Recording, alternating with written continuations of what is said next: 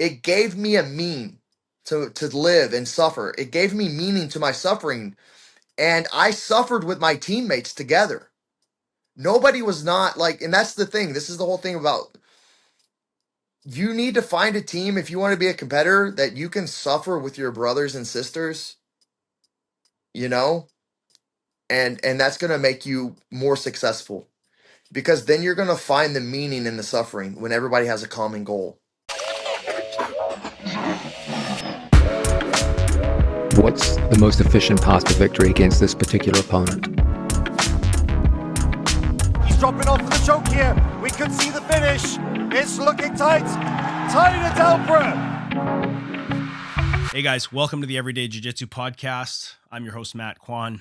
The Everyday Jiu-Jitsu Podcast is everything you need to know about Jiu-Jitsu. Today I have with me a Jiu-Jitsu legend, Mr. Aaron Tex Johnson. Welcome to the show, Tex.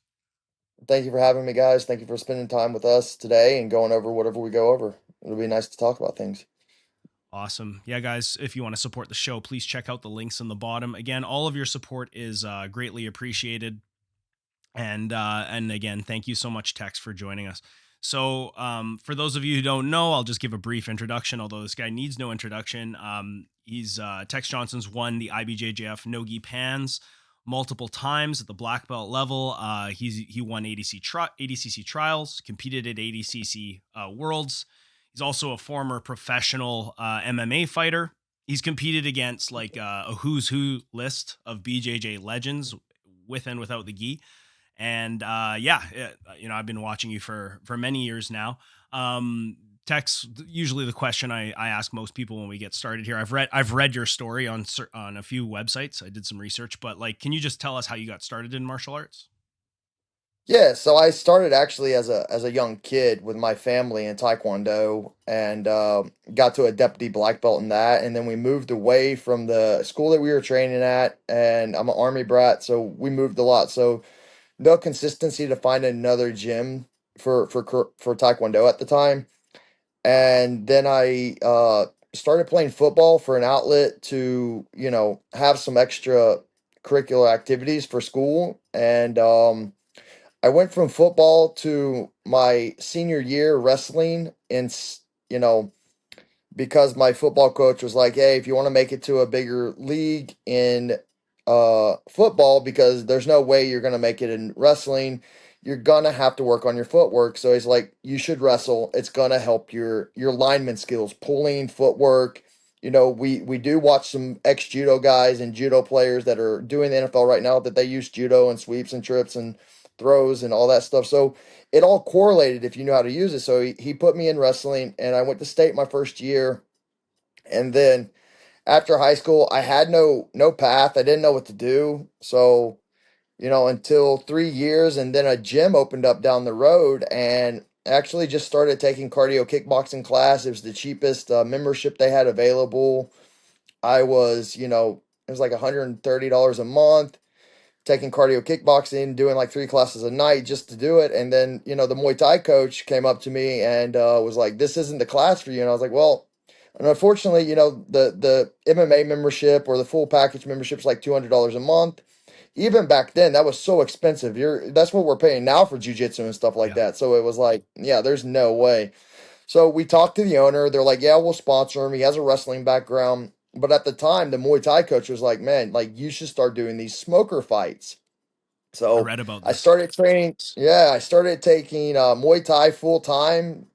I started with a cardio kickboxing class to warm up. So did an hour of cardio kickboxing, and I would do a 2 hour Muay Thai class. And then within 3 weeks, we did a smoker fight. It was so fast, but I remember I did so well. I knocked everybody out with like a left hand with a jab, and they're like this is unheard of with like 16-ounce gloves and headgear. And I'm like, is it? I was like, I don't know anything about the sport. And they're like, well, Muay Thai really doesn't pay that well.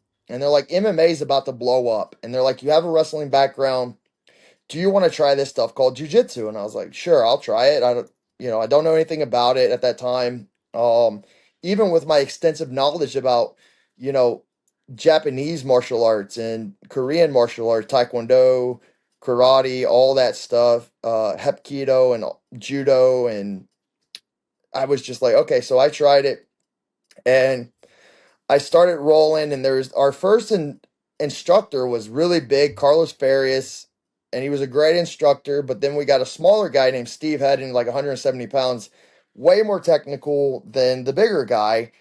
And I was not a small guy, probably like 230, 240 on average back then. And he just like armbarred me in like 15, 30 seconds just over and over again. And, I learned at that point, I was like, wow, if I can learn to do this stuff at my strength and my Yeah. size, I'll fuck it's everyone going to up. be a big advantage. Yeah, it's going to be a great advantage to me. Like, I'm not really going to be worried. Like, but before fighting in like professional bouts and smoker fights, I was kind of a hooligan. I fought on the streets, did all that fun stuff, and I started fighting Muay Thai. I did, I think, like 6 amateur smoker fights in Muay Thai, and then I did 2 amateur MMA fights that are smokers, and then they got me a illegal pro fight in Alabama, and I won in the first round. So I hadn't had a fight go past the first round until my last amateur fight, and the we were both like the guy of the town, like in Atlanta. Like I was in Douglasville, which is kind of Atlanta at the time, outskirts, like 30 minutes away, but he was training in Atlanta, so they set that fight up. It went to the third round. I didn't get the finish. It was my first decision ever, and I in my head go, "Oh, I'm a loser." Like I didn't finish and they're like, "No, this is normal." They're like, "You're going up in levels," and I think that's another thing that people need to keep in mind when they start going up in belts or levels in anything, even jobs and stuff like that. So, I did MMA for man, a long time. Fought for Bellator, got to the Bellator level, had the fastest submission in Bellator I history. read The that. problem with that, yeah, the problem with that is winning that fight. They wanted me to lose. He was 5-0. I was like 14-2 or something like that, and they go, "We're gonna sign this guy up to fight him, and he's probably gonna lose." And it's like I had had more fights than he had had losses, and the amount of experience really helped. So after that, honestly, the reason why I was doing MMA was honestly to fund my jiu-jitsu career. Because I knew MMA is not the long-term goal for me, and also for a lot of people because of brain damage and stuff like that. Right. And I found out about brain damage while I was doing MMA. Hmm. And so it sounds like growing up, you're a natural athlete of sorts. You kind of jump into different things with the Taekwondo background, and then going into kickboxing, and then falling in love with jujitsu, and sort of angling your martial arts career towards jujitsu. Just real quick, I mean, you're talking about how you're knocking people out in kickboxing when you first started. Do you think that has to do with your Taekwondo background? Like, do you give that the some credit in terms of your early success in this striking arts? Yeah, because it's a straight punching martial art, and a lot of people throw looping punches, and Taekwondo is all straight punches, straightforward, strong stance, don't give up any grounds, horse riding stance and stuff like that. So learning to move and also throw strikes was a challenge, but I actually also give a lot of credit. Like there's a lot of people talking about it right now that if jujitsu had the athletes from football and powerlifting and other sports, there'd be a lot more just more exciting matches. Now we have some exciting guys, but the amount of explosiveness that you have to exude in football on the line or anywhere is even, learning to sprint and get that energy going forward is it's so powerful. Mhm. And one of the things in jujitsu is I heard this one time is always go forward, never go backwards. Unless somebody gets you to go backwards and you have to not concede, but like go to a different position and learn to get through it, Mhm. but always go forward.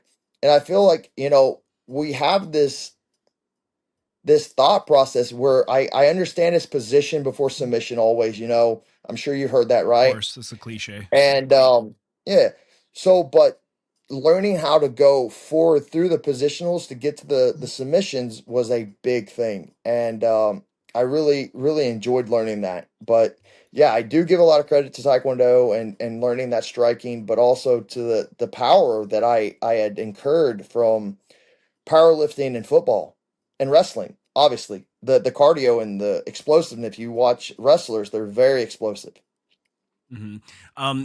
Real quick question: in your prime, what was your most enjoyed sport? Sounds like you played so many different sports. Like, what did you enjoy the most when you were young and no injuries or whatever? Taekwondo, honestly, Wow. because we had board breaking and stuff like that, and that felt like a reasonable thing. And then you learn. This is another thing with Taekwondo is when you're learning to break things, you're not learning to punch to the object, you're learning to punch through Right. it. And that's the same thing with Mike Tyson says when he says, don't punch to the target, punch through it. Because if you just punch to it, you're just going to give it a little bit of damage. But if you're willing to punch through it, you're going to do more damage. Mm-hmm. Why don't you see why do you think we don't see um as many MMA fighters today with like Taekwondo backgrounds? Like we did see a couple over the last decade or so that had like karate backgrounds, of course, like Lyoto and GSP and Stephen Thompson, but there's not a lot of like Taekwondo ambassadors in the sport of MMA. Why do you think that is? Kind of gets a I rep think for it's being it's like a soft striking art sometimes. I think there's a lot of McDojos in Taekwondo. Mm-hmm. Like when I did Taekwondo, I wanted to do sport fighting and stuff like that, and my mom wouldn't let me at the time. And but not only that, but boxing and Muay Thai, if you put a boxer or Muay Thai guy normally against a Taekwondo guy, they're going to be able to outmove them and outkick their legs. And I just think as martial arts, Muay Thai has more of an arsenal, elbows, everything. The art of eight limbs, and then also with boxing, boxers are really good punchers, movers, counter punchers. Um, so I feel like the traditional martial arts don't always evolve enough to get to that point. You see Stephen Wonderboy Thompson, Machado, and then GSP, who made a real big career out of using it, but they also trained martial arts and they understood the movement of the game Mm-hmm. of other martial arts to move around it. So I think it helped, but then again, when you know GSP had his biggest fight against Hendricks, and I feel like he lost that fight. I mean, if you look at him, Yep. I mean, Arguable for sure. Hendricks was not. Yeah, Hendricks was not a Taekwondo guy. He was a boxer, MMA like hybrid fighter. He was a wrestler too. So again, that goes with that MMA wrestling background of I know GSP is athletic and calisthenics and body weight exercises, but I feel like the guy who can move other people will do better than just being able to move himself. Does that make sense? For sure. I know it's kind of subjective, but which striking art do you think blends best with grappling? Um, the I like boxing or Muay Thai, but Muay Thai because it has the kicks and elbows, especially if you're going to go into MMA. It just sets you up better for if you learn how to set your takedowns off of your punches and your takedowns off of your kicks, which I don't see a lot of people doing, setting up takedowns off of kicks, which is, inside lead leg inside kicks to a lead leg single or a back leg to back leg stance kick to a another single leg there, or just jabbing into double legs and single legs, using your striking to get your penetration step, because there's a lot of people, I think they're afraid to get hit. Mm. But even in some of my biggest fights with like Greg Rebello, if you watch it, he was a great boxer. He knocked everybody out, and he wasn't a great wrestler. So my thing was to crowd his punches, get him against the cage. We saw Randy Couture do it with James Toney, I think. I think he just But shot in and took him down instantly. yeah, but Like Tim if you Sylvia crowd their took punches, him against the yeah, fence. yeah. But if you crowd their punches and you get underneath them, there's no power Right. there. So Yeah, they have to have a good sprawl, right? Especially a guy like yeah, James Toney is not really, from what I understand, not a wrestler. So I mean, that was like one of the last true style versus style fights we actually saw in MMA, which I actually find more interesting than modern MMA, where guys are just so good, right? They just cancel each other out everywhere. Yeah. And the sport is like a full sport. That was like, two old legends. It was kind of like I don't know what you want to call it. Like, I don't want to call it a circus because I think they're great athletes and it's disrespectful, but it's like, It's like the OG of UFC. Like, let's see which martial art can win. exactly. Let's That's kind of what the sport was based on, right? And that's when I think the sport was like super interesting. It was when it was art versus art, and now everyone's so good, of course, at everything, right? It's become its own thing. but we are seeing wrestlers take over. I mean, and it's getting kind of boring. UFC's dropping off. I mean, it's like Craig says, like, Go on. well, he's talked about it recently how like the fights are getting more and more where you had Khabib. Khabib was a little bit more exciting because of who he is, but not only that, but what he did, I mean, he would tap people, but there's a lot of people who play safe and wrestle and they Yeah. can control the fight where it goes. And they just feel each other out. Like you were saying, they cancel each other out until somebody gets to the point where they're winning. And yeah, it's not like I don't even watch MMA. Like I stopped watching MMA when I started fighting it because I do this every day. I fight it. I'm in the techniques. I usually would only watch MMA fights of people that like I wanted to see and study their game. Same thing with jiu-jitsu. I would only watch matches of people that I wanted to copy or be able to, learn how they do things.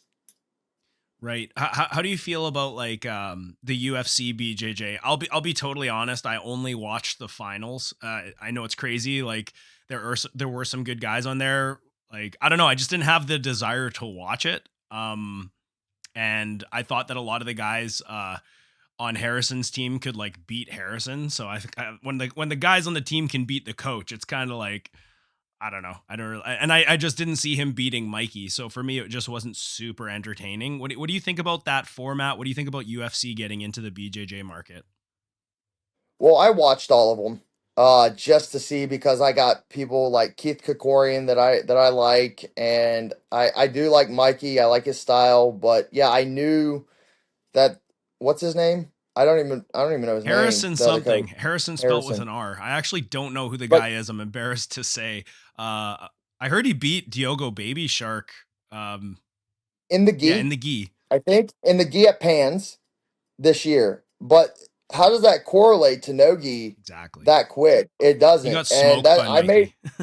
I made a comment about it on somebody. I was like, I don't even know who this guy is. Why is he? I know. And somebody's like, why would you say that? And I was like, what, too soon? Like, this is classic UFC CM Punk. Yes. Yes. Yeah, you know what I mean? Like, you've got a gi guy, he's great. Like, you got a wrestler that's a wrestler, but like, he has Mikey's the star.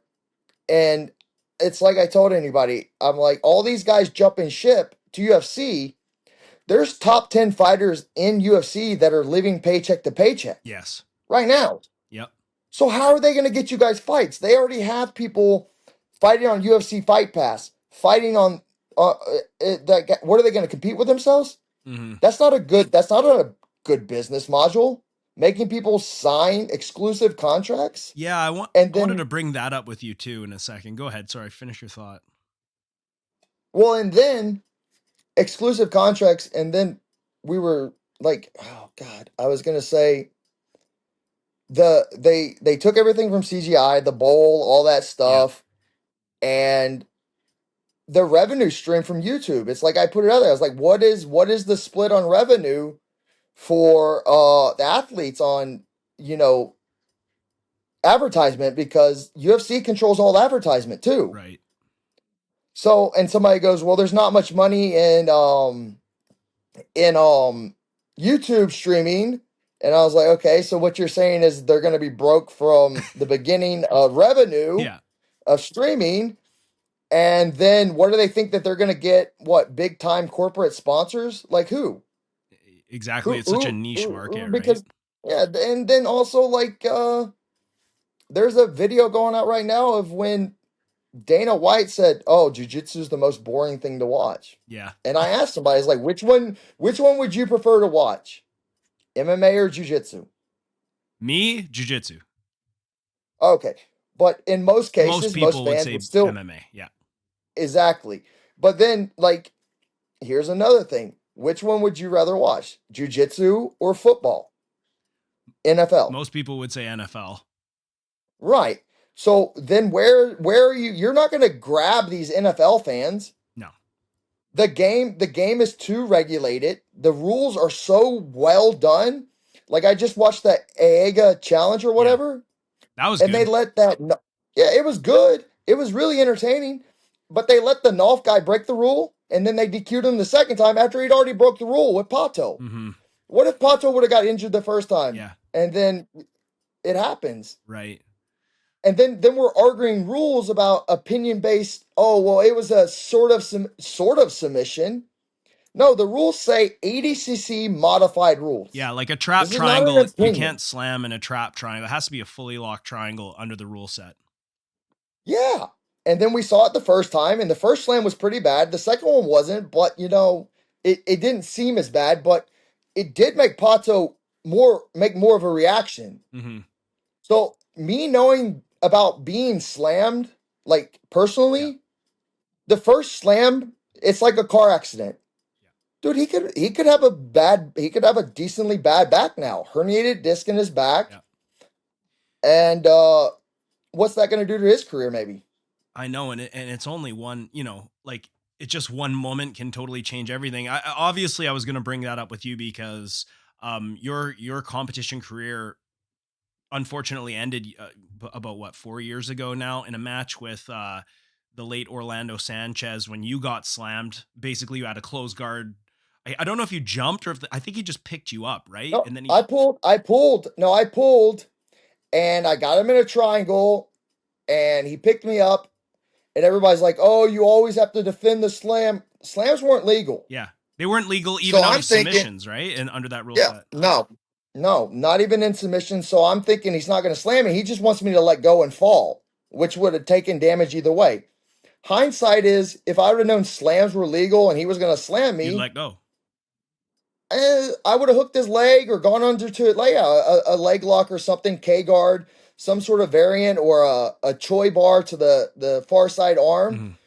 But I knew I had that triangle, and I got slammed one time at ADCC during the trials, and it was a bigger guy than Orlando, but it wasn't on concrete. It was on a gym floor, and those little 2-inch mats or 3-inch whatever they are mats, tatamis, right? And I didn't feel anything from that, but that one, years and years of Yep. competing, there must have been something there. It But adds up. when that disc herniated, I herniated every disc in my thoracic spine, but I herniated my L4 L5 disc so bad that it almost like um it hit the nerve so hard I could see it. It almost creeped over to the other side. And you have the nerve, it's like the nerve roots for like your whole lower body there. It controls your legs, everything. It's like your C3, C4 that controls your arms, hands, breathing, and all that, but it's your lower body. So digestive issue problems, urination problems, uh bladder problems with pain and all these things, and neuropathy in my feet, and then also my legs just give out on me sometimes when I'm training. Like Jesus. it's Um. Yeah. That. Uh, did you speak to Orlando after that? yeah, he tried to like formally make an apology like right after the fight, and I told him to go fuck himself, and I was like, dude, I'm not doing this. This is not okay. And then like after the lawsuit, he tried to buddy up because he was like, oh, maybe if I can act like we're cordial with each other, like maybe I can get the lawsuit lessened, or maybe he'll drop the lawsuit. And again, it's like I told him in Flow Grappling, and this is what I'm telling the sport. So we just had IAGA, right? $1 million divided by I think 15 grapplers in each team. You had an alternate for each person, right? Mm, I think. something like that. So Yeah, so that's about, 15,000 a person. And people go, "Oh, that's a lot of money." I was like, "Okay, so after taxes and everything, you're not you're not bringing home that much money, and they're damn sure not saving it." Jiu-jitsu kids are the worst at financially knowing what they should be doing.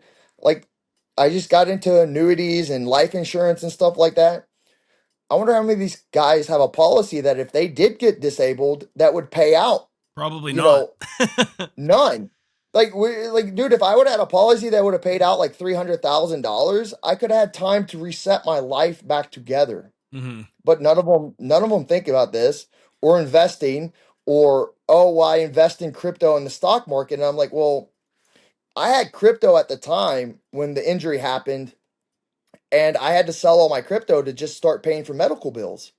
But then I had to pay capital gains tax on it. Hmm. And What would you say to Orlando if you could talk to him again today, or would you say nothing to him? He's obviously passed away since then. I think the guy was a horrible guy. I think you guys can, I mean, I know there's a lot of horrible shit on me on Reddit and stuff, but I think he was really like a bad human in general. Hmm. Like, he was known for grooming kids at his gym. Um, Him and his wife is one of the richest people in California in real estate, apparently. We found that out when we were suing him. He's very smart. He had stuff in trust and estates and all that stuff, so his money was hidden. Yeah, I there's no words for him, honestly. Hmm. Um, so like you said, there's things on Reddit about you. You've had some unsavory moments in competition. I did some research. Obviously, I remember, of course, the William Tackett punch is one that comes up a lot. Was that a punch or was it like a slap, like a little So Tim, like it definitely wasn't a punch. I mean, you're a guy that can knock people out with the jab, so maybe.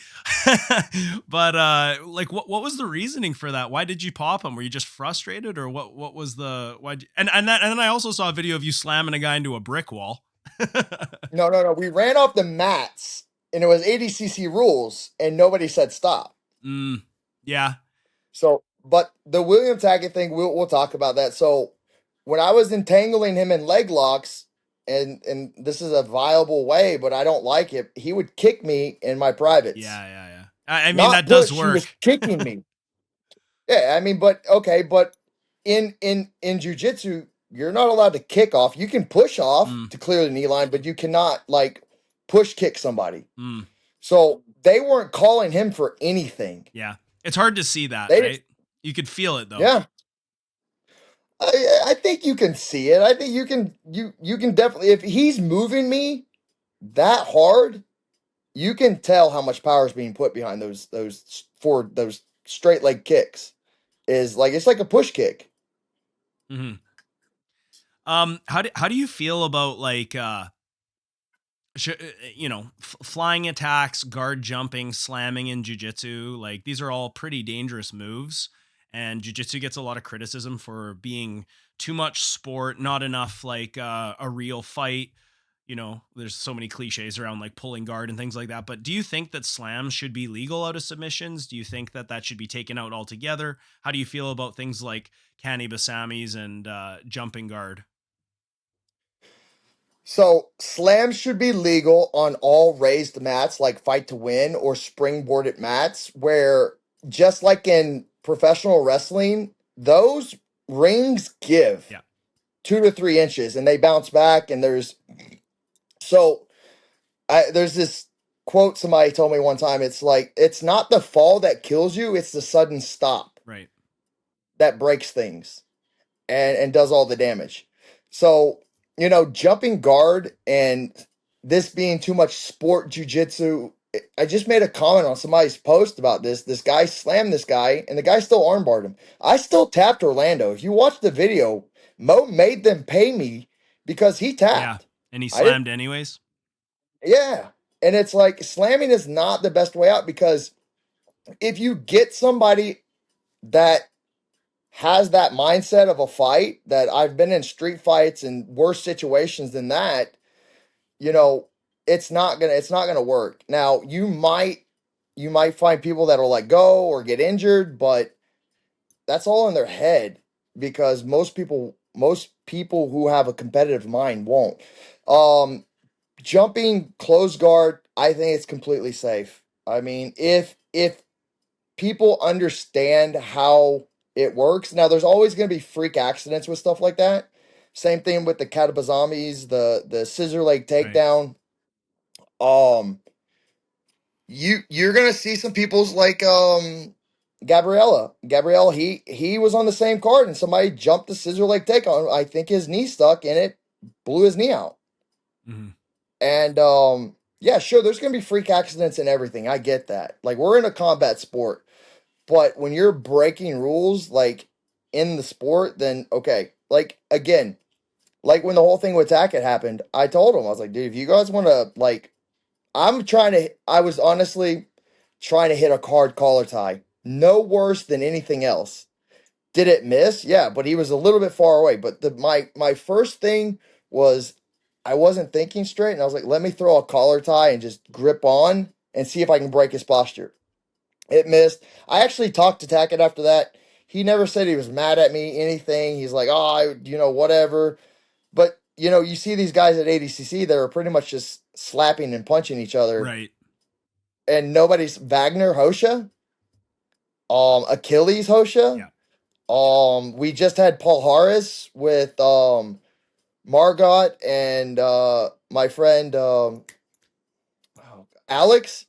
She slaps her right in the face. Mhm. But like, I'm the villain. Okay. Mhm. Like, this doesn't happen constantly in competition. No, it does for sure.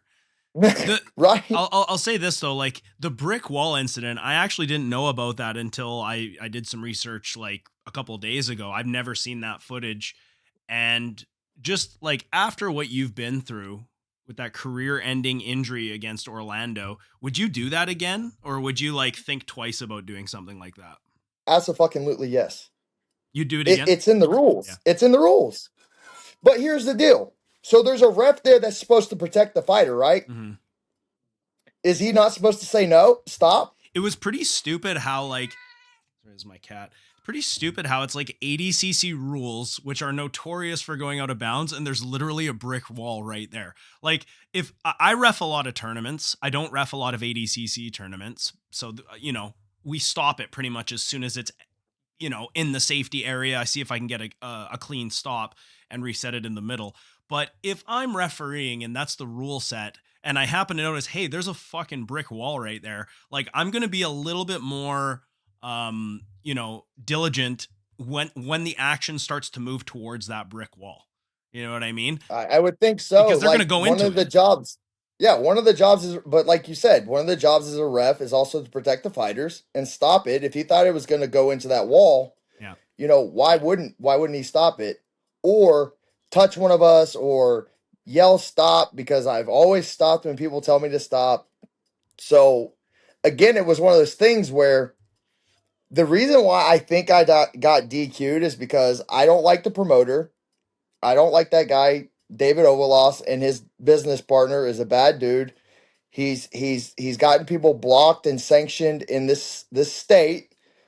He's part of the commission, but he's also a matchmaker, which is a huge conflict of interest. Wouldn't you say? Mm-hmm.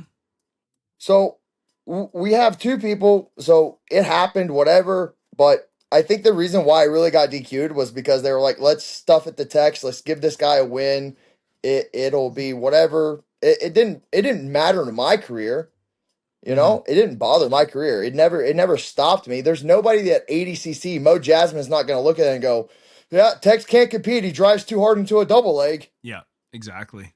He was trying to finish a double leg and they went off. No, they go into fucking monitors all the time, chairs, the border, like you said. So if we're gonna call a border and stop it at that point, but if you're gonna call it ADCC rules and then you're gonna let me drive him out of bounds and there's a brick wall, whose fault is it? How do you feel? Yeah, it's completely my fault because I can always just stop. Mm-hmm. How do you feel about ADCC keeping the action going out of bounds? Like, we haven't really seen big like a big suplex out of bounds, but technically that could happen, and it could happen on concrete. I remember last year when I was at ADCC, I was at the Kids Worlds or whatever, and at the Las Vegas Open that was happening at the same weekend, a kid like flew into the barricade, like smacked his head into the barricade. Like, do you think that those out of bounds rules are a little bit ridiculous, or do you, because it does make it exciting when they're scrambling out of bounds, like it's spectator friendly, but you also got to think, what if you're taking a huge fall on the concrete, and it's not the same as getting thrown on mats. So what I normally see is when people go out of bounds on takedowns and stuff like that, if there is, I have seen some guys that they keep it going, but if they get to a good stopping point, they usually bring it back to the mat. How do you feel about it though? Let him go out of bounds, or like you like it? Let him, it's the rule set. You can't, do I like it? Yeah. It doesn't matter if I like it or not. Would you change it if you had the choice? No, because like I said, I think they've done a really good job of keeping people safe with that though. How many injuries have we seen at ADCC other than probably Jeff Glover's slam with Gio? Yeah. That ended his career pretty much. Yeah, and that was a fully locked submission, but that basically did end his fair career. game. Fair game. So again, here's the thing that I tell people. It's the rule set. If you don't like the rule set, don't complain. I've never complained about getting slammed at ADCC. I've never complained about getting slammed at Fight to Win. I've been slammed a couple of, like, Lucas Barbosa slammed me like 4 times. Like, not even just in closed guard. So, that's the rules. Mm-hmm. But yeah, I'm not changing anything with ADCC. I actually have a really good relationship with Mo. I really respect him. I understand that I think that he should pay the athletes more, but that's none of my fucking business. And if they want more money, they can go to CJI or they can figure it out somewhere else. But they also have to be able to figure out how to get the viewership and prestige to be able to make that money. Right. So that argument of like these athletes going, well, I make the fights at ADCC. ADCC was here before you, man. A lot of people were watching ADCC before you were born. Mm-hmm. You're not the reason ADCC is a staple in the sport. And now you have Gordon. Most of the people are coming to watch you anyways. Mm-hmm. Maybe 5, 10, 20 people. Mm-hmm. How do you feel about Gordon nowadays? Obviously, you guys had a couple matches. You've actually beaten him before. Back in the day. Yeah. How do you feel about him? I have no bad will against him. I don't honestly, he's having some issues, and I actually wrote him the other day, and he talked back to me about it, and I was like, bro, I'm sorry to hear what you're going through. You're talking about his stomach issues? Yeah, his stomach issues. But I mean, apparently he had a problem with Henzo at the time because he was getting staph infection so much. Yeah. Which is it sucks, but I mean, in the sport, he just wrote something and people were giving him shit about what he was talking about. Oh, you shouldn't go against medical advice. People troll him and stuff. And it's like, I think nowadays in jiu-jitsu, and we have a lot of people who don't know, and they don't understand. And suffering is something that you can't compare. I can't compare my suffering to yours. I don't know what you're going through. Your depression, your back problems, anything, and it's one of these things that I see people, they want to get this enjoyment out of other people's suffering or like these big slams and these things. And I'm like, okay, well, let me bounce your head off the fucking concrete and see how you feel about it. Mm-hmm. Seriously, I've been in these situations in street fights where I've been getting hit with baseball bats, beer bottles and stuff. And it's like, that's fair game. I get it. It's a street fight. But these people who don't understand because they've never been there, these blue belts, these purple belts, there's some older guys I see them talking about it. I'm like what do you know about violence? Or people who don't even train, they just disagree with the guy politically, right? Like he's really put himself out there with a lot of political posts. I try to limit that, but I agree with some of the things he says, and he's very disliked by, let's say, like a certain demographic, and he's very abrasive in his social media, which is fine in my opinion. But what kind of does bother me is when people they'll make fun of the cliche, the tummy ache or whatever, right? Like they act like it's just like, oh, I'm just having a tummy ache, I got to stay home from school or whatever. Like I had an autoimmune issue. I still have it, I guess. I don't think they ever really go away, but like I've spoken about it many times on the podcast, how I was able to basically relieve all of my symptoms through just like an animal based diet. But my symptoms Mhm. were so crazy. I was basically getting these flare ups in my joints that resembled like a staph infection. And every time I go to the doctor, they'd be like, "Oh, take antibiotics," and the antibiotics would work, but then it wouldn't fix the root problem. And I'm at the point now where I'm pretty much back to normal, and I feel very lucky that way. And it's because I didn't follow the Western medical system. But my point is that like people will make fun of somebody when they're at their lowest, or like even in that case, like when his career is over, they don't really know what it's like to wake up and not have any control over your ability to train or compete, like you as well, right? That was my life. I almost had to basically quit like training, and I just opened my gym a couple years before because I was getting these crazy autoimmune flare-ups, and thank God that I've got that under control. But like I said, people will make fun of you, and just because they don't like your politics, or they don't like your attitude online, and they'll literally make fun of you for like a career ending condition. It's pretty sadistic in my opinion. They just don't know what it's like because they've never had to wake up and have something take that part of their life away. Dude, it totally, and that's the thing. It's sadistic, and what they're trying to do is copy what Gordon did, because Gordon used to troll people, and Gordon even made a statement about me and my back. Like he tried to call me a pussy and stuff like that. And actually, it was funny because one of my friends who told me to retire, my buddy from Gamblers, he goes Tex, he's like, man, like this is serious. He's like, these are career-ending injuries for NFL football players. So he commented back, Mike Cipriani commented back to Gordon on his post, and he's like, bro, he's like, stop. He's like, this is where I draw the line. This is my brother, and you got to stop. Mm-hmm. And it's, again, I've seen Gordon stop trolling as much. He does have but now politics are politics, and they're rough, man. Like we got some extremists in this world in politics and in ideas, and it's like I talk to people. I'm like, do you know you train with Nazis and communists? There are communists who own gyms, openly communist party people in our Oh yeah. country, and that's neither moral or good or bad, but he just doesn't like the Democratic Party because he likes the rich, and he's rich, Yeah. and he sides with his side, and I think he's going to make a political move soon after jiu-jitsu. Gordon. Why wouldn't he? Why wouldn't he? It's true, and I mean, why he's is at the he White what? House and So stuff, right? he's shaking hands with all these people. Yeah.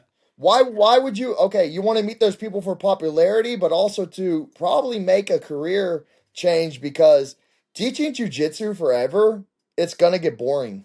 Mm-hmm. Trust me, it will. I mean, with a high intelligence and money, like John makes a lot of money teaching jujitsu. I'm sure he does. He has to.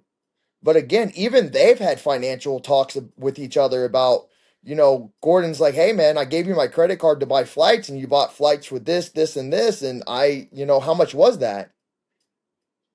Well, I'm your coach. I wanted to buy a whatever ticket Mm-hmm. or whatever, and it's like, so it's a thing right now where we have all this extremism in the world, and, I don't see the sport becoming a regular $1 million a year sport for Hell athletes. no, that's definitely not happening. No.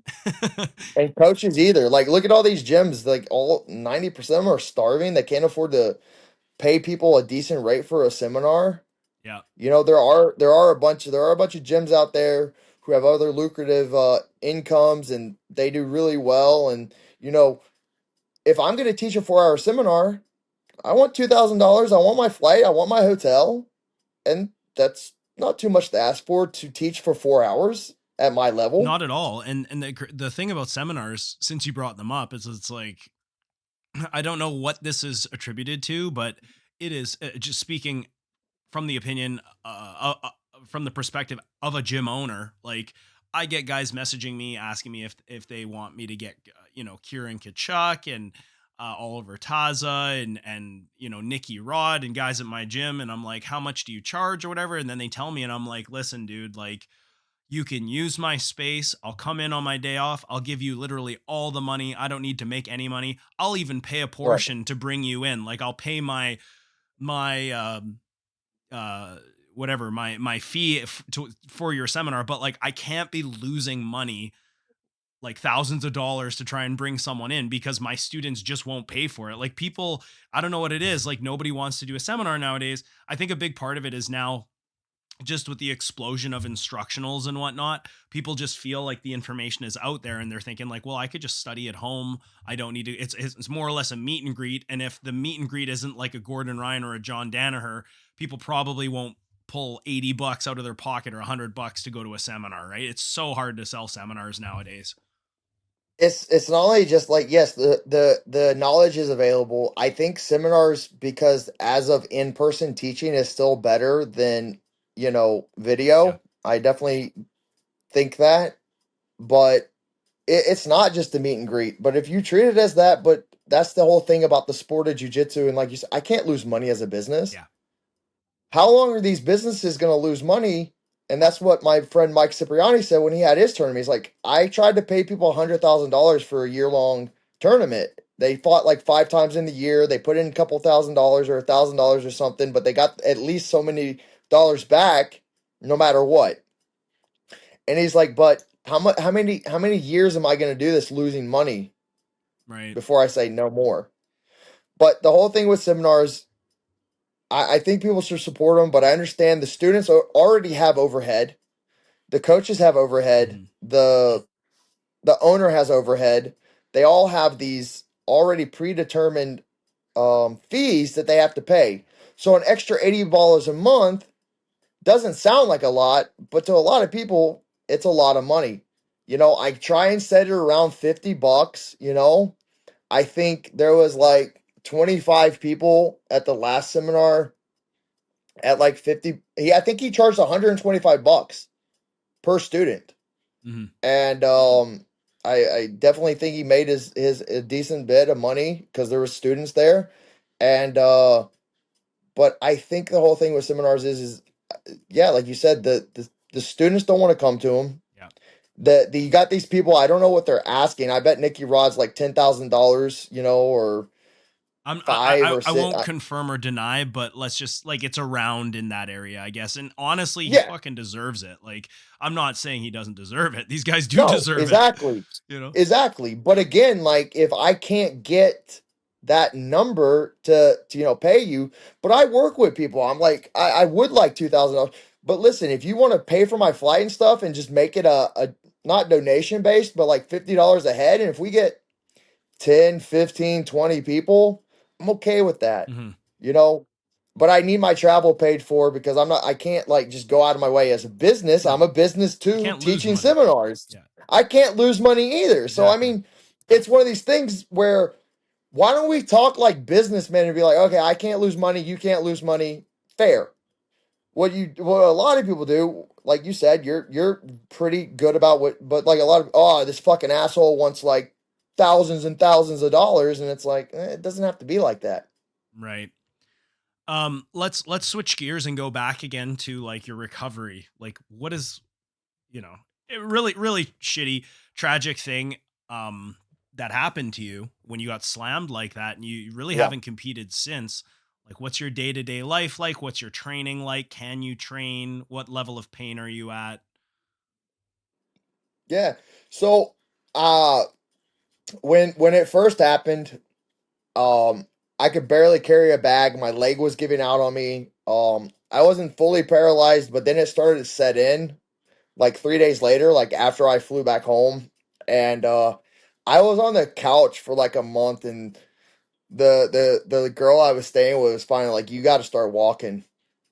Like my partner, she's like, you got to start walking. I've been talking to doctors. She's like, you can't lay here because then it's going to set in and your body's going to forget, like, you don't want to walk. But I was afraid of falling. Yeah. And, in New York City, falling or God forbid I had to defend her at any point in time while I'm in this condition. Like, we're going to bars and having drinks, and you never know what's going to happen in a bar. One of the reasons why people are, oh, if you go to a bar and you're hanging out with your wife and like your girlfriend or whoever, and somebody starts to, this is why you train jujitsu. Well, at that time, I couldn't do jujitsu like I wanted to.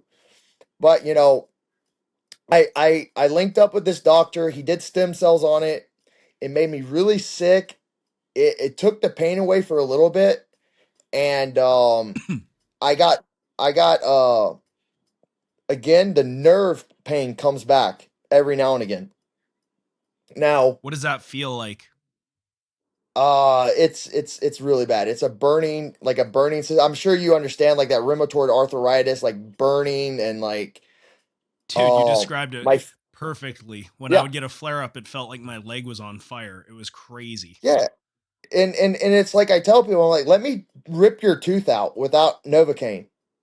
Come on, let me show you what it feels like to have this nerve pain. It's gonna suck for a long time. Like, my buddy just had mouth surgery, and he's like, I didn't think it was gonna be that bad. I was like, the mouth is one of the most sensitive parts in the body.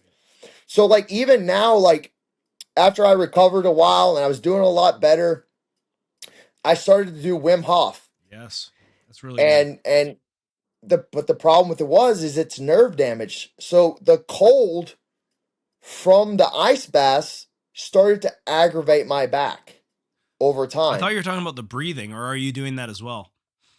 You do both. Okay. You do both.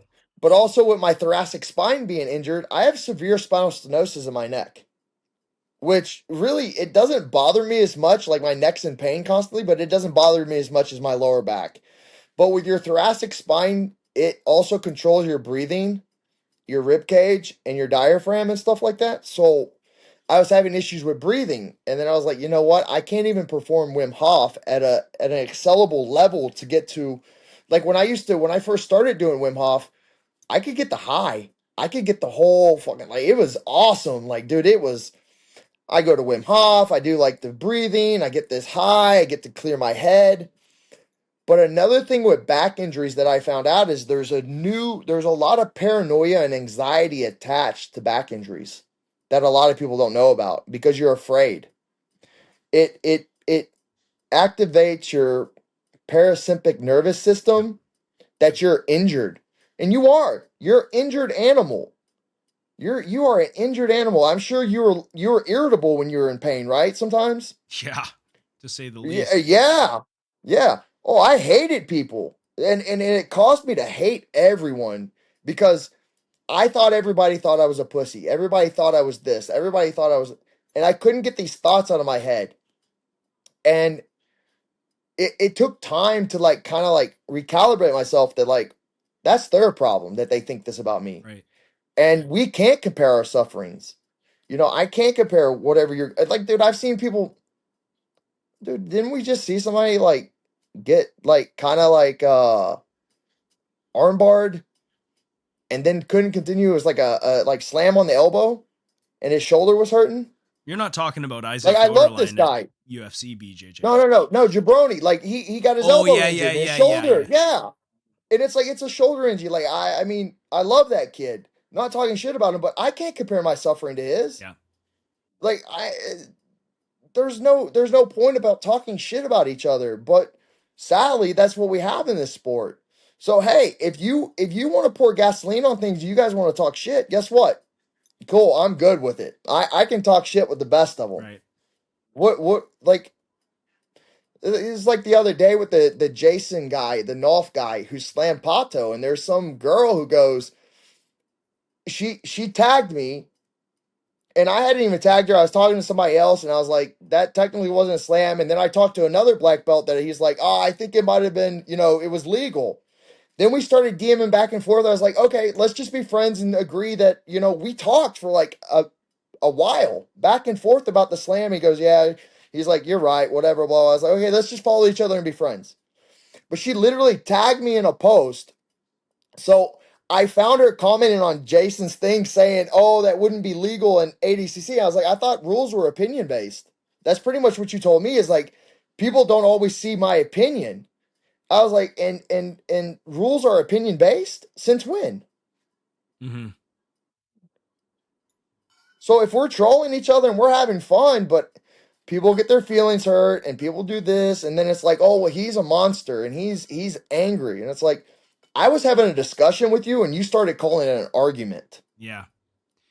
So the root word that I was using was discussion. You're using argument because I'm trying to fight you. Argument is a verbal fight, right? Yes. That's not what I was trying to do. Literally, you're the one who's saying it's opinion based and nobody's seeing my opinion. This is not an opinion. Mm-hmm. I think a lot of people like it's not a BJJ thing where people are bickering back and forth about opinions. I think it's a social media thing, like the way that some people would talk to somebody on social media. Oh They, yeah. they would never do that to your face. They would never. There's no consequence, right? To their comments, so they can say literally, and the thing is, they can say literally anything to like almost anyone. Like they can message a celebrity, they can message you know the greatest jiu-jitsu fighter of all time, and right away he gets your message or whatever, and there's no Yeah. consequence to that action. And I think that has turned, you know it's made comment sections very very an unenjoyable place to be, I would say, for the most part. But just like a lot of these people would never say these things to somebody's face, because there's actual consequences when you say shitty things to people's faces. um I even that I think about it now, like when people do say shitty things to my face, they normally don't. I think they know better, but here's what I have to say to anybody who has anything shitty to say. You can say it and we can talk about yeah. it. Like, I mean, dude, the things that have been said to my face, you're a fucking rapist, you're a piece of shit, you're all these things, and I'm like, but I'm not. And do you want to talk about it? I mean, because we can talk about it, but yes, if you start arguing and threatening me, then that's a different story. But if you want to have a discussion about these things, I can have some of the hardest discussions with people because I understand that we do get mad. Like we do have I have emotions just like everyone else. But my emotions aren't allowed to get hurt. I'm not allowed to have hurt feelings, and like I was bullied my whole life when I was a child. And believe me, one of the reasons I got to 265 pounds and learned to hurt people was to defend myself. I didn't do it because it was fun. It's not fun going to the gym every fucking day and lifting and deadlifting 500, 600 pounds. I mean, it kind of is, but like, it's not. But it actually, that was my favorite sport, was weightlifting, powerlifting. I wanted to get into bodybuilding. The reason I didn't get into bodybuilding is because of the copious amounts of steroids and how much it cost. And then the whole bodybuilding industry is really fucked. So that was another reason why I didn't get into it. But yeah, it's one of these things where that's the reason why I got to that's the reason why I became the monster I am on the inside, was to defend myself. Mhm. So if anybody would try and pick on me, I could defend myself. Yeah. How do I wasn't really planning on talking about this, but like, how do you feel about bullying and its sort of role in growing up in a public school? Like I was bullied too. I was a fat kid. I came back one summer. I wasn't fat anymore because I decided to work out and change how I ate, and all of a sudden people accepted me. It was wild. It was like right overnight. So for me, I look at it and I'm like, well, bullying can bring out some horrible parts of people. Some people, people do it for different reasons. Usually it's like a power thing or because they're getting abused. And sometimes it can lead to kids like taking their own lives and doing horrible things like this, just due to the bullying and the pressure of trying to Mhm. fit in. But in my case, it was actually a positive experience. I ended up a better person because I got bullied, and I became like more accepted. I got more friends. I became healthier. So for me, even though it was painful in the short term, it actually became beneficial for me in the long term. But obviously, that's not everybody's case. How do you feel about like bullying, and how do you feel about, I don't know if you have children or not, but like how we approach bullying nowadays is it's basically like it's completely wrong. Also, never fight back, those types of things. When you're in school, don't fight back because violence is never the answer. All this shit. How do you Mhm. feel about that? That's a deep subject. I mean, this could so This is a deep nurture subject, versus actually. nurture versus nature, right? Yeah. These kids who get beat by their fathers, Michael Jackson. Okay, people who become great from it. There's no there's no bell curve or litmus test or clear cut answer on that. Mhm. If forgive me if I'm being stupid, but there's no standardized test for how many times you can hit a kid with something before they go, I'm gonna murder my dad. Right. I'm gonna murder my mom. So but I did the same thing actually. I was 265 pounds and actually I was like, I'm fat. I'm never going to get laid. Girls ever never going to look at me. I didn't know this. So I went out and I started running every morning before school, doing 100 push-ups, doing 100 sit-ups, drinking 6 eggs like Rocky. And I did that. I did this whole fucking crazy diet. I wouldn't eat. I was maybe eating 600 calories a day while also wrestling at night Just getting and found out that shredded. I could do it. But I got from like 265 down to 205. And then they're like, we need you at heavyweight. And I was like, I want to wrestle at 205. I look fucking stunning. Like, you know what I mean? Like, I put that fucking singlet on my, like, you know what I mean? And they're like, you're going to heavyweight. And I'm like, fuck.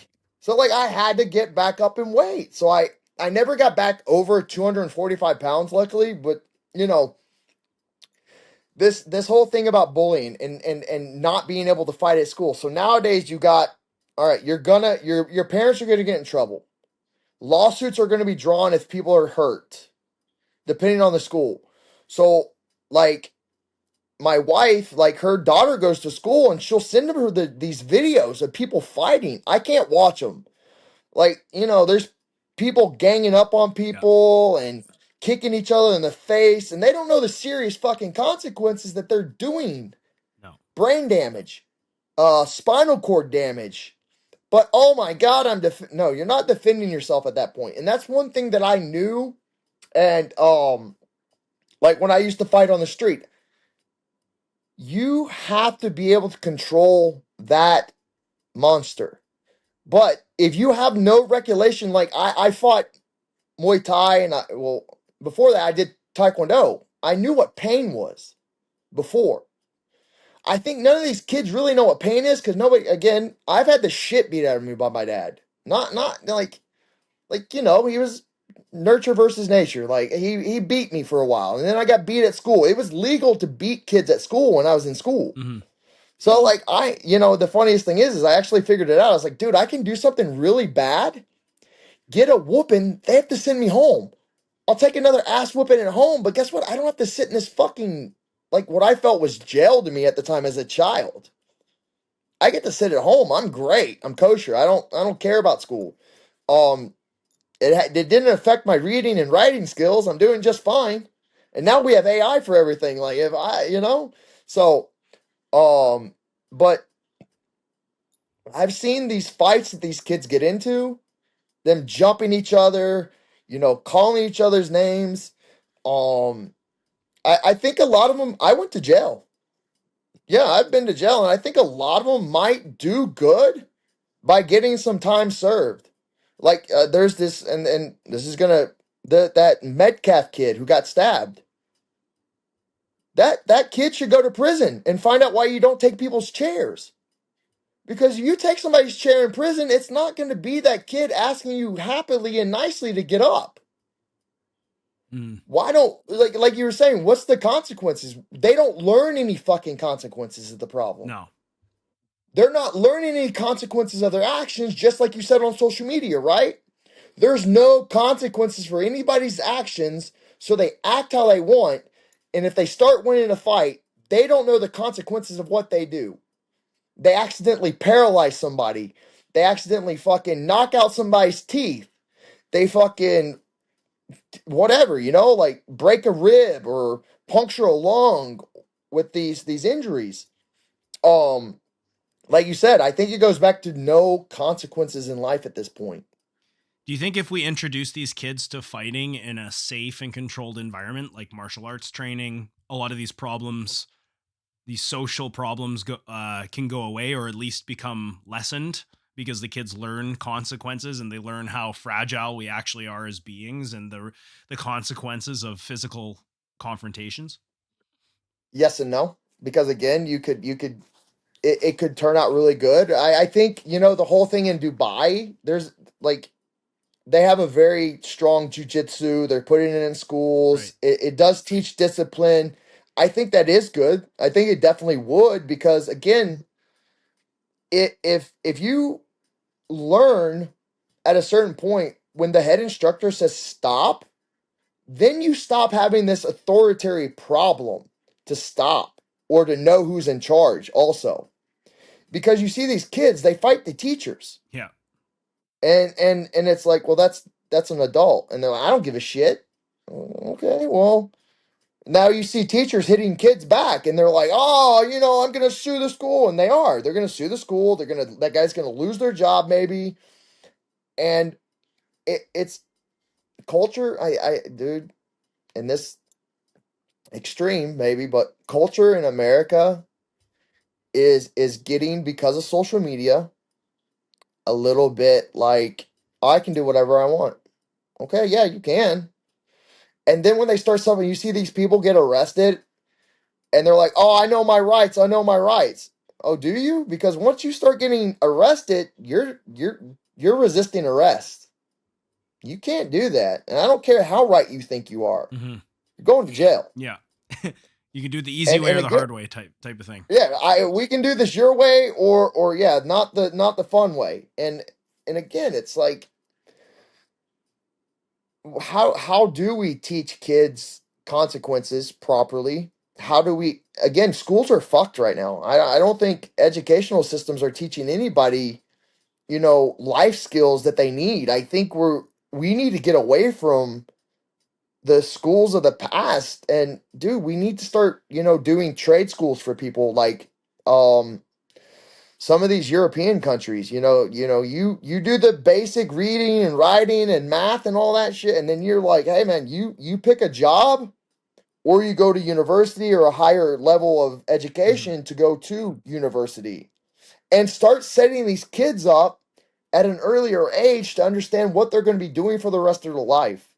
Yeah, I'm pretty critical of the public school system, especially here in Canada. It's like I don't think that our school system in the States or in Canada is built to bring out the best in the student or to help them develop their passion. I think it's to create like subservient workers essentially, and It is. and It's already been said. It yeah, is, and and that's a problem. of course, and like you said, like I think the average boy sitting in school doesn't want to sit at a desk for, 6 hours or whatever. We're not really made to do that. We want to work with our hands. We want to play. I think a lot of the time we want to play more. There needs to be more time to There you play. go.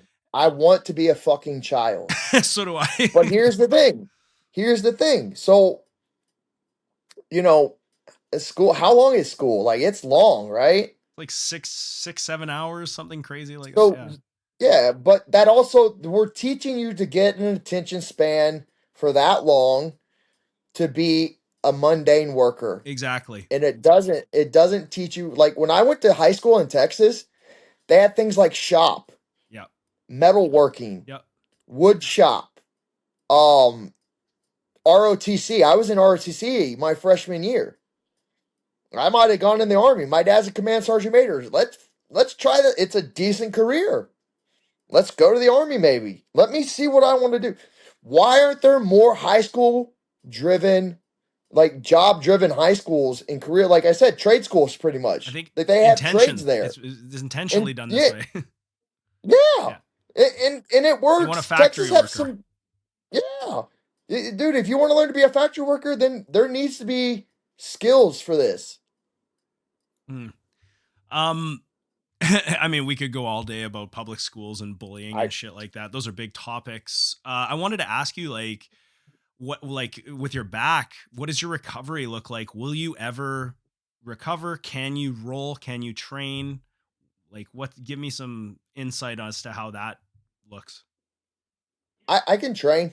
I don't like to train hard anymore.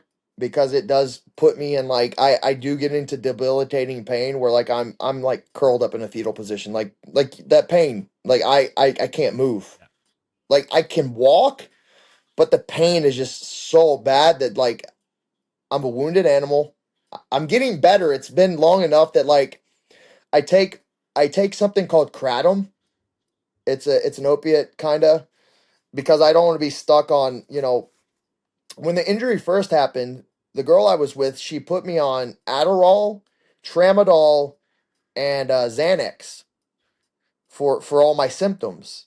And like you said, Western medicine. Yeah. Well, you have anxiety because of this. You have, you're tired because you're taking copious amounts of opiates because you're in pain. Okay, so let's just throw the kiss. Let's just I counteract that quit. with another pill. Yeah, yeah. Let's just add. So I actually quit barbiturates on my own, like cold turkey. I quit opiates and all that cold turkey. And let me tell you something. You want to talk about suffering? Look up barbiturate withdrawals and opiate withdrawals and go through both of them at the same fucking time with a broke fucking back and tell me, oh yeah, it's easy. No, it was hard. Bro, there was days I don't even remember waking up. I don't remember getting out of bed. And I kicked it because I knew it was not safe for Yeah. me. And somebody was like, hey man, you cannot take all these things together. It's very unhealthy. And I was like, okay, But the I doctors quit. tried to give you those things? No, she did. Uh, She was getting them illegally prescribed to me because I couldn't go to a doctor. I didn't have health care. We go down healthcare marketplace then now too. yeah. Yeah. Like trying to get MRIs, trying to see doctors, neurosurgeons, Mhm. orthopedic surgeons, because there's like two schoolings. You can go see an orthopedic or you can go see a neurosurgeon for your back Right. and stuff like that. I mean, for surgery. And how do you go see a neurosurgeon? Oh, well, it's going to be either $500 or more probably to see them. MRIs are going to cost $3,000 a pop if you don't have insurance.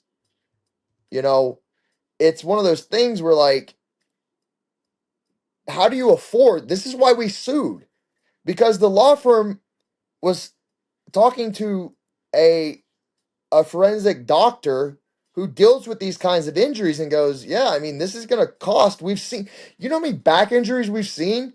I love when people are like, we've never seen this before. That's why things go to legal and law, because they do have people that, like the guy who got paralyzed by the guy in Del Mar Jiu Jitsu, Yeah, I $50 million, saw that. something like that, right? Okay, that guy's never going to walk the same again. Is how much is that worth to you? Yeah, you I'm couldn't never put gonna. any amount of I'm money never on it. gonna. I'm never gonna walk the same again. I have drop foot. I trip. I trip so much now. Like it's weird. I'm not complaining, but guess what? Should I did like when people are like, "Oh, you move pretty good," and I'm like, "Yeah, but no, I'm not." Like you're not understanding that I know my body better than you, and I'm feeling different. And what subject were we on? I was Just feeling recovery, different though, like, but is it yeah. getting better? You know,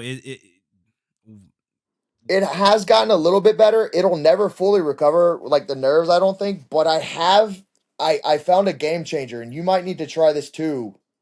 This DSIP peptide, Mhm. Delta sleep inducing I peptide. seen you Oh taking peptides on social media, and I was going to ask you about them. oh my I God. have played with some of the the Wolverine stack and whatever. But tell me about your experience. So I was one of the first guys I think that started using peptides in jiu-jitsu, and I told people, I'm like, dude, this TB 500 and BPC 157, they're like, it's a steroid. I'm like, it's not a No, it's steroid. not. I'm like, it's literally amino acids. Yeah. Like, no, it's a steroid. I'm like, it's the healthiest like way to performance enhance your body.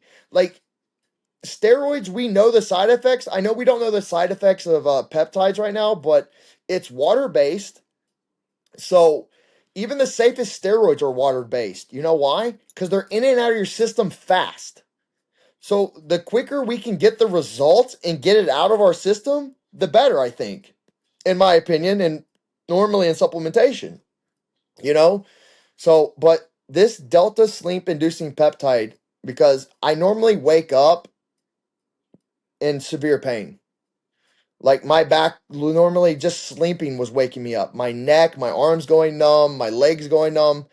But I've started taking this peptide and it works with like nerve disorders like fibromyalgia. And I am waking up in less pain. I'm sleeping better. I'm still not getting to REM sleep and stuff like that, like the healthiest part of Right. sleep. But that 4 hours of sleep that I'm getting now of deep delta sleep and getting down to that delta wavelength sleep, bro, I'm telling you, it's game changer. I woke up this morning, I was like, I really want to go train. I feel like I want to go train, but then my mind goes, but what if it comes back? The pain, this stuff. And I get it. I know this is where people go, it's just pain. You're a pussy. I'm like, no, it's debilitating pain. I don't think Let me I hit don't you in think the back. I don't think anybody is saying that. Like you know, and if they are, it's again it's the trolls. You know, anyone Yeah. who's been through a debilitating injury, I think knows, and they're you know, I don't think anybody's saying you're a pussy because you can't train because you got slammed by Orlando Sanchez. Like that's I know people have probably said that to you, but you know, they just don't know. They just have never had something that they love or But their livelihood I taken also feel away like from them like that. a pussy. Fair. Like fair. Like you said, like I'm sure when you were debilitating pain, you're like, oh fuck, like I was just talking to my buddy, he just had mouth surgery and all this stuff, and he's like, man, I'm a little bitch, and I'm like, so I had to talk him through it. I'm not gonna go into men's mental health and nobody caring about men, but dude, guys, like It's true though. we should have friends.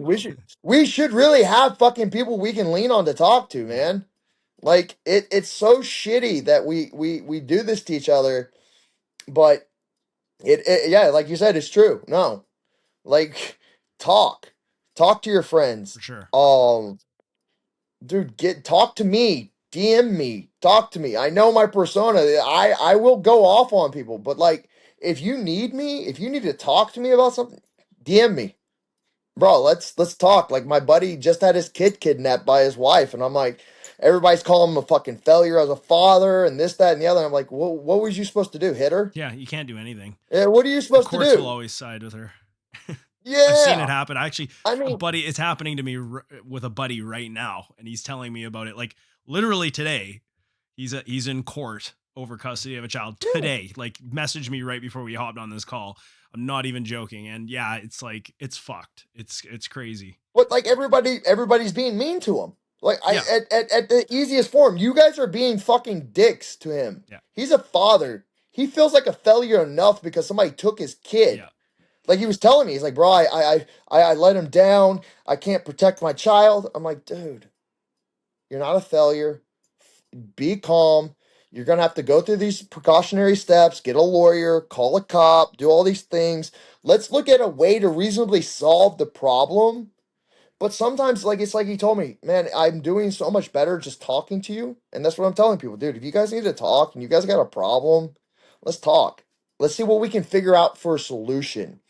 In my new industry of annuities and life insurance, one of the things we do is like setting up policies for people like Is this what you're doing in now for your career? yeah, Oh, cool. yeah. I want to get my securities license and be a registered stockbroker and all that stuff. I want to get into the financial industry because I think it's fun. And I think, it's something that I missed out on. And being able to help somebody that go, hey man, like I just helped my buddy. He's getting a policy. He's going to put $300,000 in an account for 10 years, right? So he's going to pay up to $300,000 in 10 years, that's a nice car, but that sacrifice in 10 years is going to pay him $25,000 a month. Doesn't sound bad, does it? Mm. My next question was, how has the USA, like the medical system, treated you? I know you mentioned a little bit earlier, because like up here in Canada, we're some Oh of us, God. like I'm pretty critical of the Canadian. Don't lie. It's horrible up there. I talk to Canadians all the time. They're like, Yeah, we have free healthcare. I'm like, yeah, but it takes you 6 months to get seen for a fucking anything. exactly. But I will say there's a lot of people up here who, you know, religiously defend it. And I will say that if, you know, if I have a broken arm or whatever, I can go to the hospital and they'll fix it for free. But if I have, But how long will it take? um, I've heard of people. if I, GSP had a knee injury, and the reason why he got rush service is because of somebody else like getting him special treatment. yeah, well, like there's stories like that all the time. Like I've had a bunch of knee issues. Um, It's not life threatening. Why do I need to see you? Exactly. If I'm in a There car you go. accident and I break my arm, I'm gonna get it fixed probably right then and there in the emergency room. But if Right. I hurt my knee at jujitsu and I need an MRI, like I've waited, I know people who have waited years for MRIs. I Yeah. was able to get in on an MRI early because I know a guy knows a guy whose wife works at the imaging center at a hospital. So like there are ways you can sort of get in. I know a dude who is from Estonia, used to come and train with me, and his knee kept locking. And so he went to the emergency room and he said, my knee, I can't unlock it. It's stuck. And he refused to leave until they literally performed surgery on him there. And then I'm like, dude, like, honestly, respect. Like that's amazing that you did that. He's like, yeah, you got to use the system or it uses you.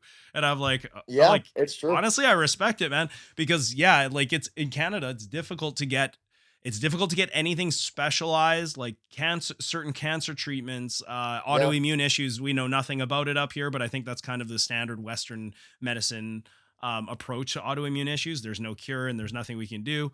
Just take medication, right? But yeah, you're right. Like if you need an MRI, I mean, you're going to be waiting a long time unless you know someone or unless you could just hound them and you try and get in on like a cancellation.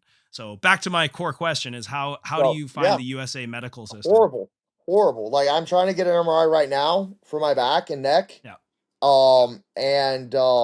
So I had to go see a doctor, and I have really good insurance right now. I have PPO, which is high, like really high standard Blue Cross Blue Shield PPO, which is, my deductible or copay to see the doctor, which is seeing an orthopedic that's really good, is $50 a visit, which isn't too bad. I don't shunt that, but then like, oh, well, you have to have so many visits with the doctor before you can get an MRI. Why? So stupid. We know I have a fucking back injury. Yeah. Okay, well, no, he needs to. Okay, but luckily the guy, like, I looked at I had prior MRIs, right? So I show him and they're like, yeah, let's get you in for neuro MRIs. It's been over a year since your last MRIs. There's, with these kind of back injuries, my brother's wife just collapsed the other day, and they told her like spine just collapsed on her, like the disc, and she couldn't walk. So I'm like, dude, like I'm in that situation where like I'm worried about that happening to me or when that's gonna happen. But so no, the healthcare here sucks. I mean, you can have like I finally have MRI scheduled. Me and my wife are on the phone yesterday playing tag with the doctor's office, their imaging system, and the insurance company to who has to authorize this MRI after the fucking doctor writes the prescription. Mm-hmm. So you're telling me the doctor approves it to write a prescription for this, and then you're questioning it, and then the insurance goes, well, we don't know if we want to authorize it. So now we just had, the shooting of the insurance guy. I was going to bring that up. What's his name? Luigi. Luigi. Yeah. So Luigi shot this guy, right? So the insurance company starts giving better health care. Because they don't want to get their fucking private capped. equity firm sued them. Yeah. BlackRock is suing their company. Yes.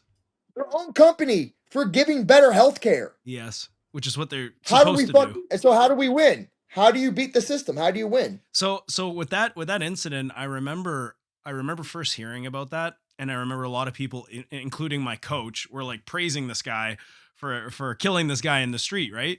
And I'm like, man, that's kind of a dangerous precedent, Like, are we just gonna kill people based on like policies and things like that? Like, it seems kind of like a slippery slope.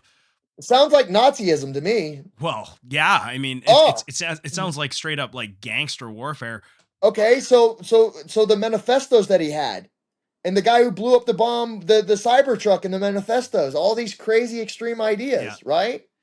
Okay. But I will say, like, man, these insurance companies, it's like they do look for ways to not serve their customers. Like they're in the business of they that, are right? they are a business, They are a right? business, So right? again, they are a business. So we just had Ben Askren, right? Yeah. Who probably skimped on, again, this is not talking shit about Ben, but Ben doesn't want to pay $1,500 a month for health insurance, probably. My buddy that's a CPA, he pays $3,500 a month in health insurance. Jesus, that's so steep. It's high deductible insurance because if you get cancer, you're going to go bankrupt. Yeah. You're going to be so broke, it's going to cost millions of dollars if you get cancer. Yeah. In Canada, you won't go broke. You'll just probably die. Okay, but which one's better? Suffering with cancer or them treating you here and then taking, at least you're alive here, Yeah. maybe. Okay, so which one's worse, your life or being homeless for the rest of your life because you can't rebuild back because you're debilitated, you didn't buy the right policy, you didn't know better about, we have plans that also, if you put money into them, it grows. And then if you get a debilitating injury or life-threatening illness, it pays out full. Like it pays out the full amount. So you could probably get $1 million policy. It's going to cost you a lot of money though for $1 million. Like people understand that like it is a business. They have to invest this money. It has to sit there for a certain amount of time. But these life insurance policies are there for like, okay, if he dies, or now we have policies that if you get critically injured or disabled, you get your life insurance. Okay, that sounds okay. So why aren't these fighters doing this? Mm-hmm. Why don't people know about this? Because everybody goes, oh, life insurance is a scam. Okay, it's a scam. It's a scam until you need it. Until you need it, yeah. Until you need it. Until you didn't think about, and this is, again, I was talking to this kid about New York and inflation, and I was like, wouldn't it be better to not complain about inflation and grow up and understand that you're not always going to be able to pay $800 a month because inflation goes up, this, that, and that. He goes, inflation is made up. I was like, can't be made up if you have to pay for it.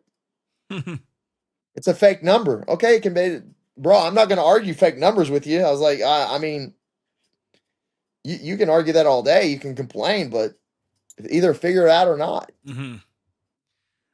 Do you want to see the United States move towards kind of like a socialized healthcare system like what we have in Canada? No, absolutely not. You just talked about how horrible it was up there. Wow. It's like it's horrible, dude, but okay, you will you will get treatment. It just, the question is, what will the cancer kill you before you get treated? on it. But you're taxed on it. You're taxed on your health care. We are. Yeah. They tried it here. Everybody, the majority, like, okay, I get it. Like Medicare and state-based insurance, yes, we should have that for poor people. Mentally ill, homeless people, Social Security, yes, veterans and stuff like that. If you don't want health insurance, you shouldn't have to pay for it. It's my body, it's my choice. Mm-hmm. I mean, technically, if you're a homeless person, you can't go bankrupt. There's nothing to bankrupt, but you will still get medical care down there, right? If you go to the hospital. Yeah. If you but if you do make a little bit of money and you're broke as fuck, they won't give you the medical treatment, or they will, and they'll just put you in debt. Like, how does it work? So you'll go in debt, but certain hospitals can't go after you and garnish your wages if they take state assistance, apparently. But some hospitals can come after you, apparently. Or your family, I assume. Or your family. Like if your dad goes to the doctor and has cancer and he's, they're gonna try and get that money back from you from all that treatment. And but the thing about it is why would I don't want people telling me that I have to have insurance. Like, and it made the insurance company go, okay, so I at the time when that bill got passed by Obama, me and my wife was paying like $200 a month, like for both of us, right? Like that's not too bad. Like it's reasonable. It jumped to $480 a month. and this is our budget. Yeah. And okay, you can argue, okay, go make more money. Okay, so I have to make up $400 extra dollars. That's a car payment. Yeah. A cheap car payment nowadays. A month, I have to make that up for my health care. We dropped health care. We had to. We were like, nah, fuck this. Like, we're healthy. We're not dying. We're good. I'm happy. You're happy. Everything's fine. So, no, I don't like socialism. I'm not like, again, like, yes, again, but like, you guys are also feeling the effects of that in your housing market, all these things. Oh yeah. Like it affects all that. But everybody goes, oh, well, they get free healthcare in these countries. I'm like, It's not nothing's free. No, it's not free. Nothing is free in life. It's actually When have what's you the ever, word? yeah, Obligatory. It's non-negotiable. You have to pay into yeah, it. It's illegal to not pay into it. yeah. Yeah. Like you'll get fined, or do they take you to jail for it? I don't know. Probably, I would imagine that's tax evasion. I don't know. I don't really know, to be honest. In Canada? Well, if you're not going to pay your taxes, which go into the healthcare. Well, how does Canada work with taxes? Yeah, I don't know. Like I text you pay like a shitload of taxes. That's how it works. Yeah, so but like in the United States, like apparently they can they'll garnish your wages or take you to court and stuff like that. So I'm sure that's pretty what they do up there. I would But assume so. I've never done it. I don't want to find out. I've heard of tax jail. I've heard of like people going to like these white collar tax jails. I don't know if they're real, but apparently IRS can do some shady stuff. Oh, for sure. Yeah. Yeah. Okay. I mean, I've taken a lot of your time. I have a couple other questions here, like quick questions before I let you go. Yeah, no worries. That was very fascinating. Okay, so what is more difficult, being a pro MMA fighter or a pro BJJ fighter? BJJ. Why? It's way more technical. The nuances normally. Now, again, people can argue that I didn't fight in the UFC at the highest level, but again, it's very comparable. It's very no, not even close. You don't think so? In my opinion, Even back then? no. Definitely not back then. Maybe when you had Bellator's always hired retired UFC fighters. True. And paid them more. So they didn't get the Rory McDonald that was in the UFC. Now, when Rory McDonald moved over there, you had some weight classes. You know, you got Aaron Pico right now and a couple other guys, but I don't know enough about the fighters that they have. But it's all coming to here. It's going downhill. Like they did the whole Kimbo Slice and Day 5000 fight. You know what I mean? So I mean, that's like a freak show, right?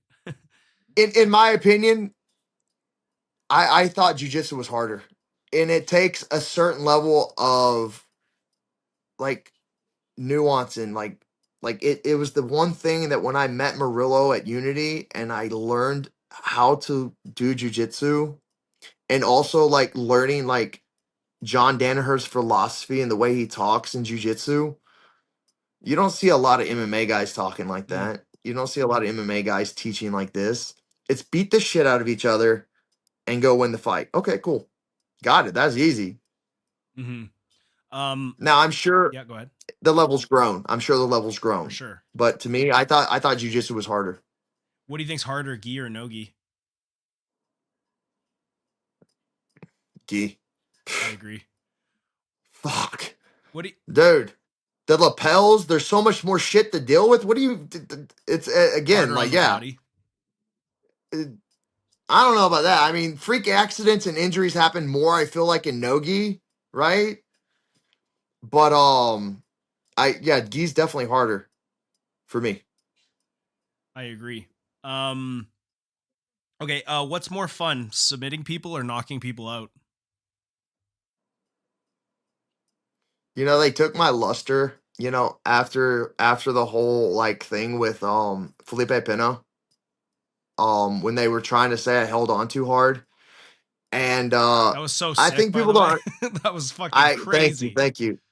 But I think people don't understand that like when you do that to somebody who I have empathy and sympathy and care inside of me, like I actually ran over there to console him. Yeah, I saw it. If you watch the video, I was gonna console him, help him up, hug him. He fucking pushed me. Yeah, it didn't look to me like he about got it. Didn't look like you did anything wrong, from what I saw. You're not too fucking injured if you're starting to fight, are you? Yeah, because you're pushing me. Well, he tried to do the misdirectional escape, I believe, that you know, he hit Gordon Yeah. with a couple times, but if I'm not mistaken, you were in 50-50, right? I don't use Ashi because Ashi sucks. Yeah. Like, It's either single leg X, 50-50, saddle, yeah, something like that. But yeah, Ashi, you can push the look at Garrett Tonen's match in MMA where he used Ashi and got the shit beat out of him. when you He say couldn't control the Ashi, hip are you line. referring to like a standing versus Feet, a Ashigarami, or what specifically do you mean? feet off the hip. Oh, okay. Yeah, like he tried to spin, but I think you had 50-50, so I don't think I did. it doesn't And work I had the heel. if you do that. I had the heel. Yeah. So I had gotten the heel, and as soon as I got the heel, he went to spin because it's like, okay, I'll spin out of No, this. you And it's can't like, you spin out. spun the wrong way and you can't spin this. Yeah. And it goes into a backside 50-50. Yeah, it's even worse. Yeah. And then, so what happened is what they were saying was tapping was what I felt was him trying to open my knee. Yeah. And escape his knee line. And I'm like, oh, that's not going to work. Yeah. But then when he tapped, I let go. That's what I saw too. He only tapped like 3 fucking times before I let go. Before the ref said let go. Here's the thing. If I let go of that, and then he goes, I didn't tap. Look at Pato this weekend. Then you get fucked over. That fucking dipshit. Then I get fucked over by Felipe Pena and Kasai, and I'm not number 2 in the world? And the Get out of here. The thing is too, is like you're facing like one of the greatest of all time. Literally, you were the underdog in that fight for sure. Like, you might not get another chance in that match. That could be your only fucking chance. So you have to try to, break it, essentially. I didn't try and break it. If you watch, I grabbed, and I wasn't going to do anything until he turned. I literally, because the way we trained heel hooks at Unity was starting in these positions and then getting heel control for 3 seconds. Because if I can get control of your heel for 3 seconds, then I know I can rip it, and I don't want to. Right. So Murillo taught me that kind of control, but it was only with intelligence of learning the positions that I got the control. Mm-hmm. You know? Right. Would you say he's like, who's the best coach you've ever worked with? Murillo. Do you still have a good relationship with him today? I love that man. Man, yeah, I would go to war for that guy, and he would go to war for me, and I still go up there and see them. I still love Junie. I still love Pato, even though he left the team, and all those people. You know, we just had a girls event. They won the girls tournament. All of them we talk. Marcelli and Mel, all my friends from up there. I miss them. I'm actually thinking about going back up there. A lot of them are asking me to come back. And, one of the things is I love to train at Junie's 7 a.m. class. If you guys ever get to go, Junie's another amazing instructor. I've had him on the show. He's a beauty. So there you go. So again, like Murillo's my coach, but when I train with Junie. I train in Junie's class. He's got a 7 a.m. class. It's there every day, 7 days a week.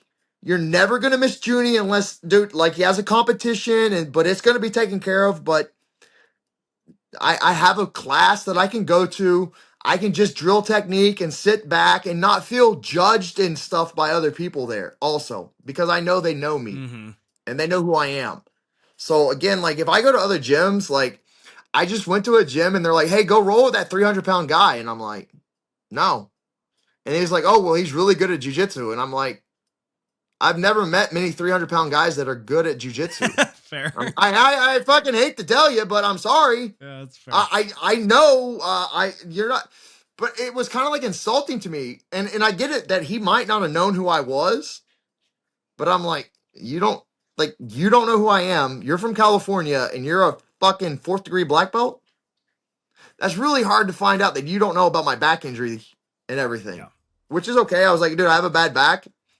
I prefer to train with blue, purple, and brown belts in that 150 to 170 range where it's more technical. I can move with. It's more technical. I can move with them.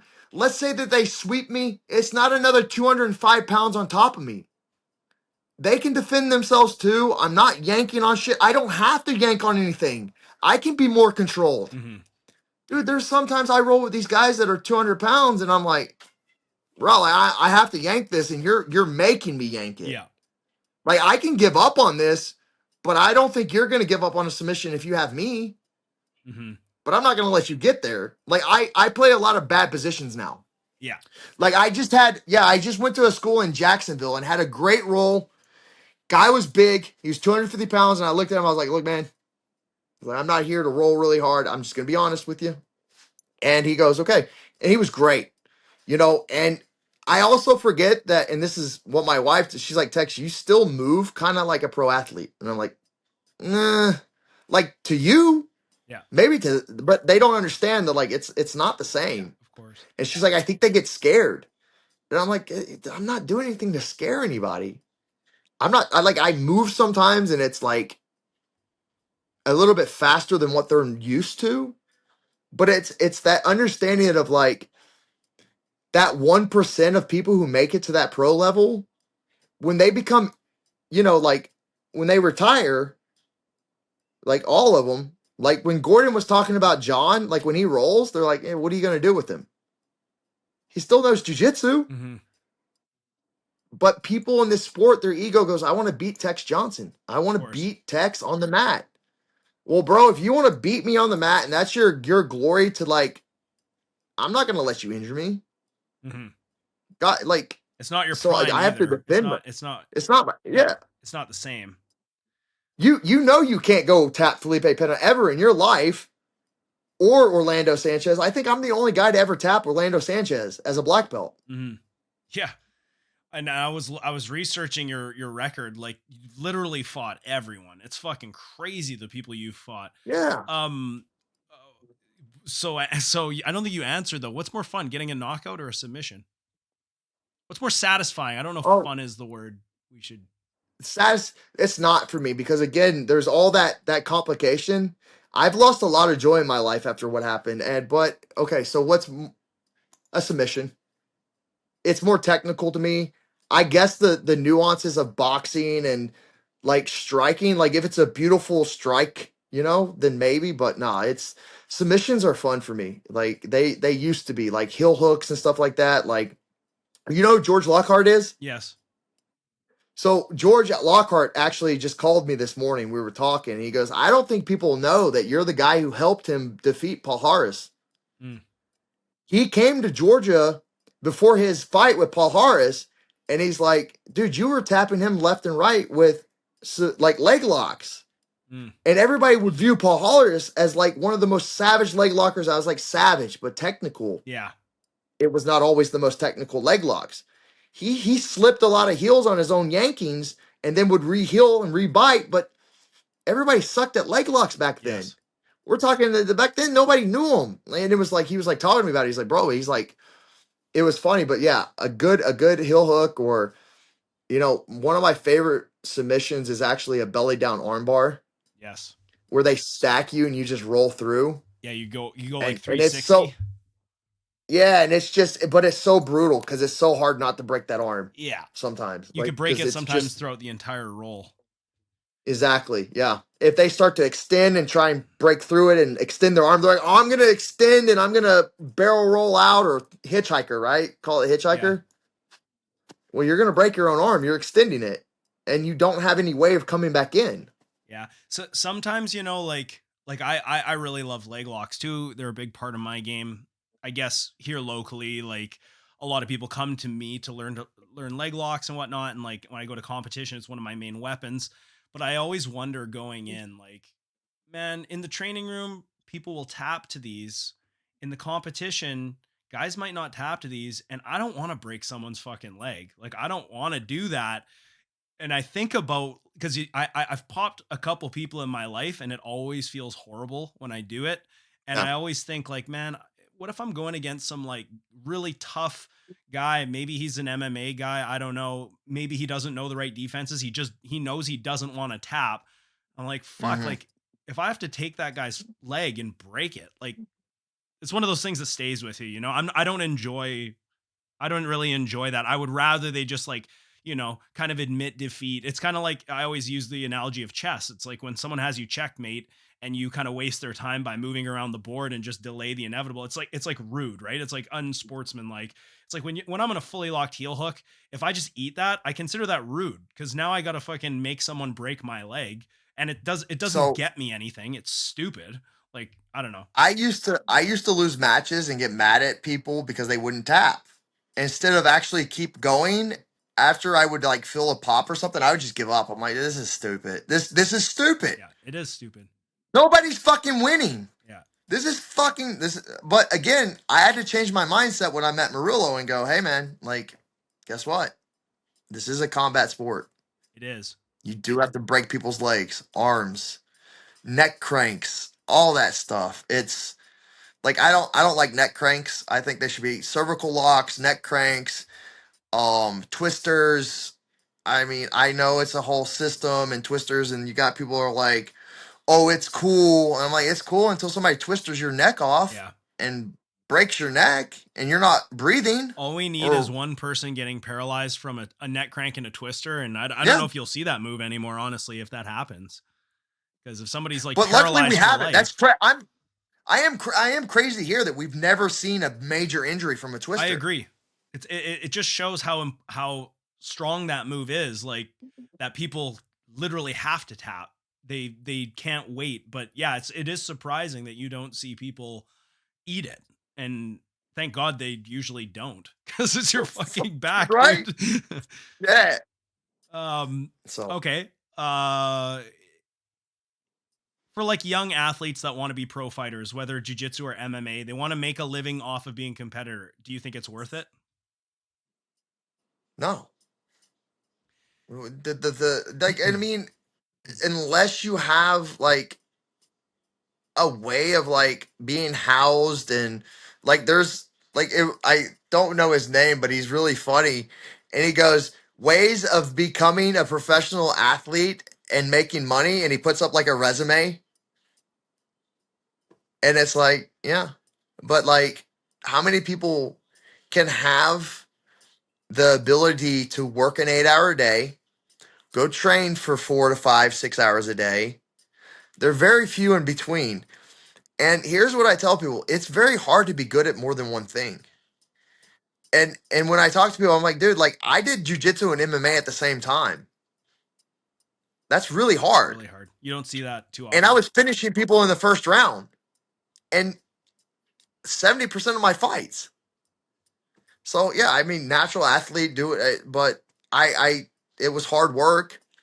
I think it's getting more worth it, but again, that starting off as a child and lasting 30 years in one of these sports without a critical brain injury or, knee injury or a spinal injury or something, you're talking about you have to last 30 years to maybe start, making money. Yeah. You kind of need a school. That's not a real good career path. You kind of need a school. Yeah. But then can you run a school and teach and be a professional athlete? There's not too many of those either. Difficult. That is not an easy thing to do. It's difficult to be both a high level competitor and coach. It's not easy because being a coach is selfless and being a competitor is selfish, right? Selfish, right? Yeah, it's that double-edged sword of life of learning. Again, like we have to learn how to be selfish and selfless at the same time for people to like us. If I'm selfish and I'm tired after, dude, when I started getting popular and started, being good, like at straight ankle locks, people would come up to me after class and be like, "Can you show me your straight ankle lock?" And I'm like, "No, buy a private." Yeah, I need to make money. You're an asshole. You're a piece of shit. Yeah, I gotta fucking eat too. We're friends. Yeah, I mean, I don't mix friends in business, bro. So I don't know. I mean, we can go have a beer, and you can talk to me about this. But like, do I want to go physically do more after training sometimes? No, but we do have to. Like, and that's. I think I learned that at Unity. Like when I was tired, and people would talk to me after matches or after training, and I learned to be like, it takes a lot out of you to train in a pro session for 4 hours. Yep. Like there's like some people like there's pro athletes in other sports that God forbid you talk to them before or after training. Promise you. Whether they say, oh, it's the steroids or no, it's their mentality. Don't bother my zen before I have to go through this. You don't know what I'm going through in training. Dude, I used to get terrible anxiety before training sometimes until I got good enough. And then it's like, so you don't know what they're going through, but like, Mhm. you know, you guys that understand that like these professional athletes, they have to eat. And if you do want to talk to them, it's like we can be friends, but dude, if you guys need like instructions and stuff like that, I mean, like I had a guy contact me the other day and he's like, I want to do consultations. He's like, I want to pay you. And I'm like, yeah, you're going to pay me. And he's like, yeah, I know, like therapy. And I was like, okay, not therapy, but like, yeah, there's going to be a price involved. I'm going to talk to you for however long we talk. And this is my time. Yeah. And over the time of being this good, I put my rate at $150 to $300 an hour. It's what a good lawyer will charge you. You know, not even a good lawyer, just to talk, you know, about. And they're like, well, it's not worth it. Well, it's not worth it to you. And guess what else isn't worth it to you? Winning ADCC, winning ADCC Trials, and all these other things because I've put in this time in. You as a business owner, the one thing that you have to worry about is coaching this guy up to the point of him leaving your school and starting another gym and taking money out of your mouth, Mhm. right? So you're giving away this service to them for them to just throw it back in your face. Never to give you credit, maybe. Definitely I've seen it happen. Hasn't Right. happened So to again, me it's like one of these yet, things. but definitely have seen it happen. It's one of those things. I hate to tell you. It's like when, you know, you get a motorcycle, it's not when you're going to wreck it. It's not if you're going to wreck it. It's when you're going to wreck Yeah, it. that's fair. And these kids and these guys do it. Mhm. Dude, I've seen it at so many. The reason why I don't open a gym, there's a lot of reasons, but a lot of it is that's a lot of work. Not that I don't have time to teach and I'm not good enough that I couldn't teach 6 hours a day and do so many classes a day and stuff like that. But it doesn't make the money that like writing $1 million life insurance policy does on commission. Mhm. You know, you're making 25% of $1 million on commission. Boom. Mhm. There's gyms that are going like, oh man, hey, you know, can I get another extension on my loan? Can I get another month here? Can I talk to the landlord about this? And it's like, nah. If you never hurt your back, do you think you'd still just be competing and you wouldn't be looking into this other business venture? I think no, yeah, I still would have I would have placed at ADCC. Mhm. If I could submit Orlando like that and then give um what's his name? Tim Spriggs a match like that with a broke back. Yeah, you still Come on, competed man. Like after that match, which is fucking crazy. yeah. Yeah.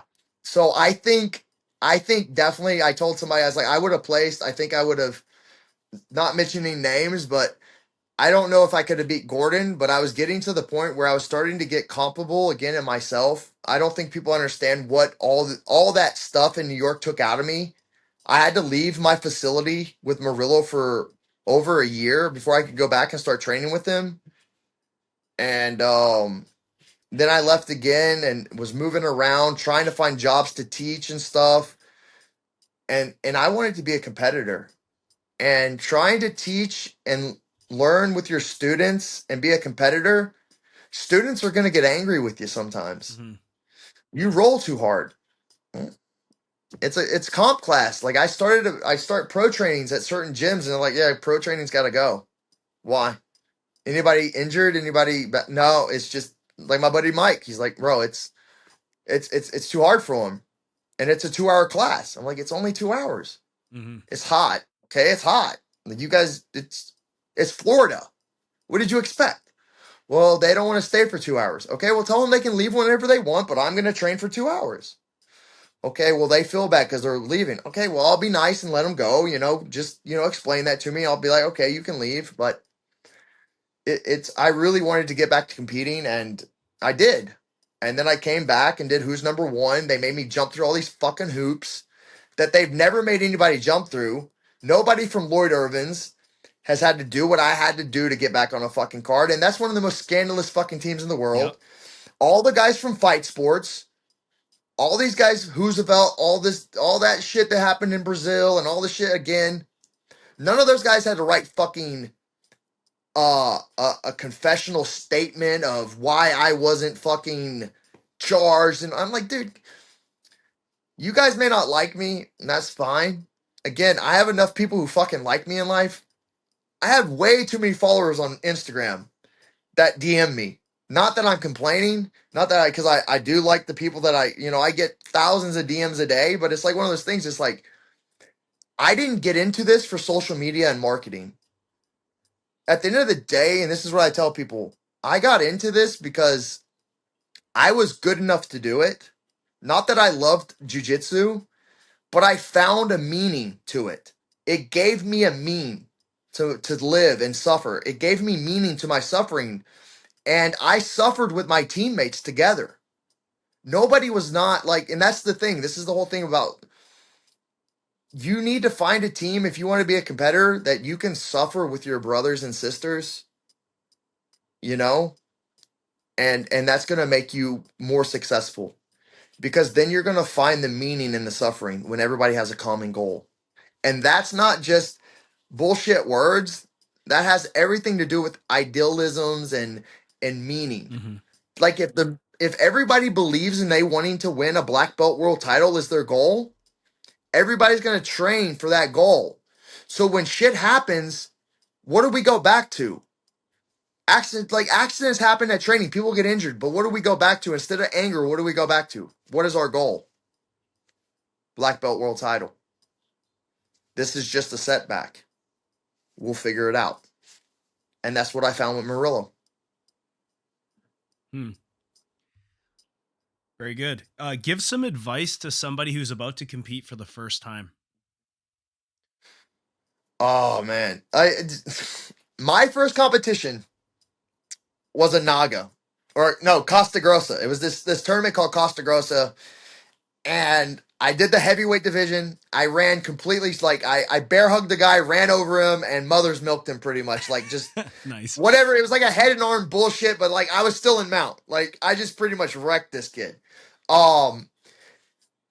You need to understand that the first time you compete, you're probably not going to be that good at it, and that's fine. No matter how long you've been training and preparing for it, the only thing that gets you prepared for competing is competing and training properly. So if you have another sport that you've done, like I have, like I've done other sports, figuring out what your music you want to listen to. Do you want to listen to hard rock, rap, Taylor Swift, whatever? I don't give a shit. Whatever makes you get your mind focused on what you need to do, and figuring out what that is to get you focused, and learning your routine. What's your sleep routine before you go to a competition? That takes time to figure out. Are you going to be able to compete if you can't sleep because you have anxiety the night before? But I think the thing about it is don't hold themselves too accountable for the losses, and like understand that like nobody was good at this when they started. Mm-hmm. And on top of that, it's this is a hard sport, and it takes time to get good at it. I think that's the biggest thing is you got to figure out what works for you. And that's the same thing with this UFC, BJJ, and CJI, and all these promotions. It's like I tell people, don't follow the trend, because the trend could end tomorrow. Kind of like when you're in the UFC, stocks. BJJ could just say, yeah, UFC, BJJ could pull out next year. Wow. Or you could find out that they're only paying $5,000 a match like they are to MMA fighters starting out. And you're only going to get 2 fights a year, maybe Yeah. 3 fights a year. How are they going to fill all those weight classes? They're going to start having a show once a year? Okay, that's 1 weight class a year.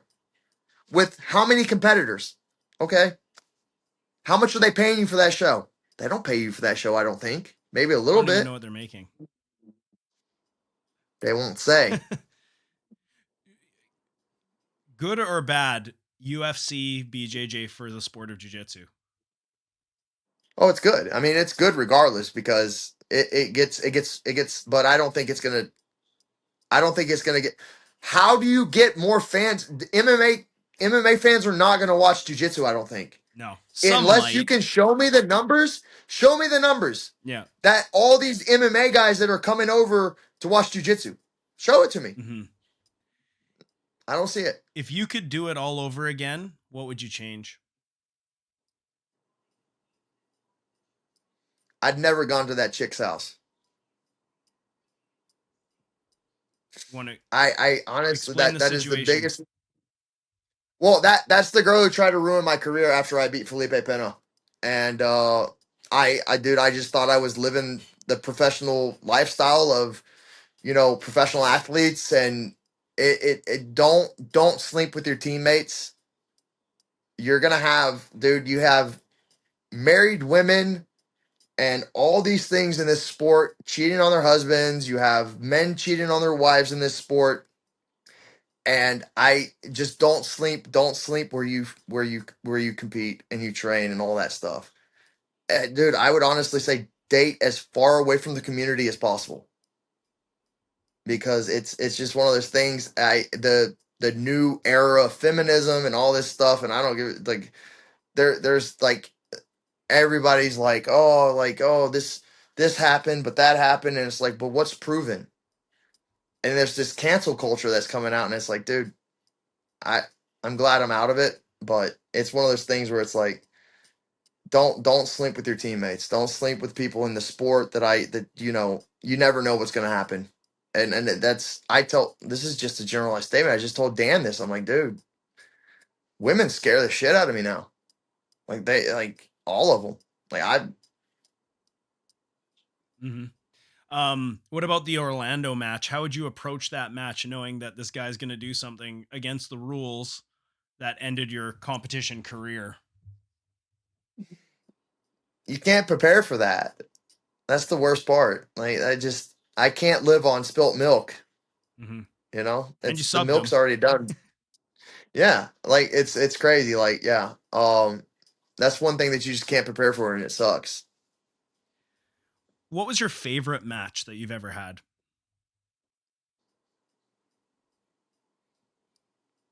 Lovato, even though it was kind of boring, it was funny. It was fun. Yeah, it was a good match. Because I got to beat a gi world title, like, win my first gi world title at Fight to Win. Mm-hmm. So that was one of my funnest matches. What do you Favorite matches. What do you think's the greatest match of all time? Greatest match of all time. Oh, I A couple come to my mind, but I'm curious to see what you say. um I don't even have any off the top of my mind, like, that stand out, that were. See, here's the other thing, and this is, like, as a competitor, I only have time to worry about the top 5 and myself, Right. or whoever I'm going to go against. So, you know I have favorite grapplers. There's a lot of AOJ guys like Tana Dopra Oh and, yeah. stuff like that, but and Pato and Junie, and there's so many of them. It's like, I can't even think of all of them. There's so many. So for a favorite match, mine versus Felipe Pena, actually, because I think that's a definitely one. Like, let me, like, my Gordon-esque, like, tweet my own horn. Like, dude, that was one of the biggest, like, upset Easily wins of all time. of ever. Yeah. So yeah, that's one of my favorite matches. But, like, Not a lot of guys have I can't subbed even him. think. That's pretty impressive. No, I but don't I even can't know even. anyone So, else what who's was your ever favorite? leg locked him. No. But what are some of your favorite matches? No, actually, he leg locked Panza and broke his leg. Hmm. When people ask me what are your favorite matches of all time, 3 of them stick out in my mind. Obviously, it's endless, but Hodger versus Buchecha, when they Oh, the gi or no gi? I don't know, did they ever fight? No gi. No, they didn't. They fought twice in the The gi. second fight in the gi, when Hodger choked him out, because that was just so crazy, right? Um, That was pretty that epic. was epic. Also, Tonin Palhares is epic. Um, Yeah, I remember that like, if match. I want somebody like someone who doesn't watch jujitsu to enjoy a jujitsu match and try and, like, sell them on, hey, this is what the sport can be, I'll probably put Yeah. on Tonin versus Paul Harris, because it's like first of all, just the contrast in their body types and size is hilarious. And at the time, Paul Hara's, he was kind of finishing his MMA career, and he was regarded as a scary leg locker. Then you have Gary, who's this like he's becoming very well known, and he's this leg lock expert. He's catching everyone. He's super exciting. I think that match was amazing. And then I would say the Cade Rotolo Andrew Tackett match was also a lot of fun. That one's incredible too. Bro, anytime the Rotolo twins or Roberto Jimenez or some of those Yeah. guys like Izaki now, like Izaki and Pedro. I just watched one of my favorite matches. I just told Izaki and fucking Pedro, guys, one of the most exciting matches I've ever seen. Are you talking about Isaac Mitchell or Izaki Behans? No, Mitchell. Yeah, that and Pedro Moreno. That was an unreal. Yeah. That was barn burner. Yeah. Dude, they went at each other. I mean, Izaki won the stand up, but I mean, there was a bad restart there though. And that was another thing that this is why, again, when you talk about rules and you talk about why I think NFL and other professional leagues have a better watching, there's less skepticism on the rules.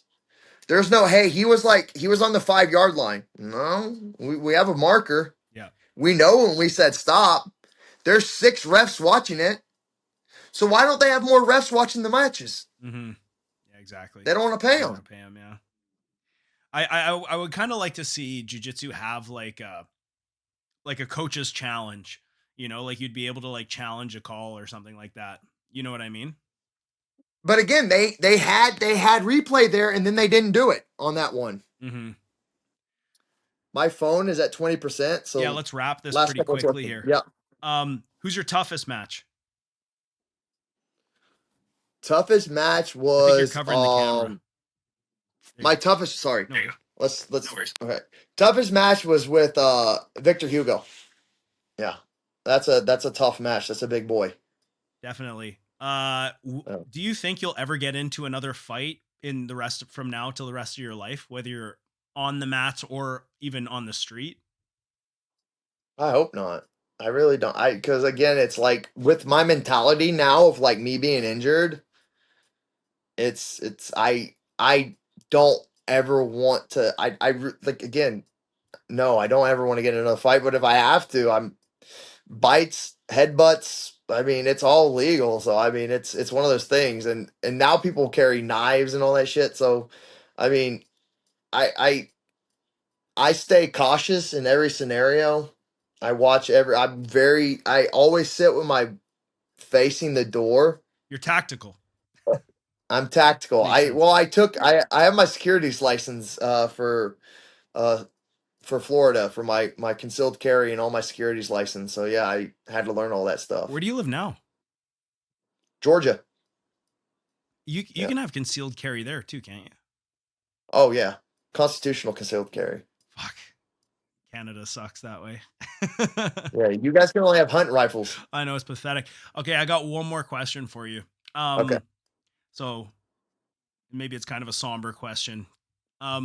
So every I love this quote. It's kind of depressing, but also like it makes you think, right? Every athlete dies twice. They die when they die, as we all do, and they die when they realize that like they're no longer young, they can no longer compete, or they're too injured to compete, and they just can't hang with, maybe they used to be like one of the best in the world, or they used to be known, their identity as a competitor, and now they know that that's coming to an end, or it has come to an end. What advice do you have for somebody who's in that position? You can always reinvent yourself. I mean, look at me. I'm getting into finances at 39, and look at some of the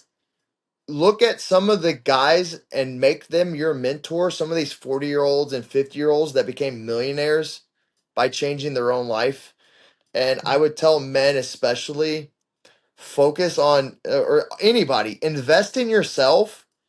So whatever that takes, invest in yourself until you get to where you want to be, and then figure everything else out. Like, be selfish.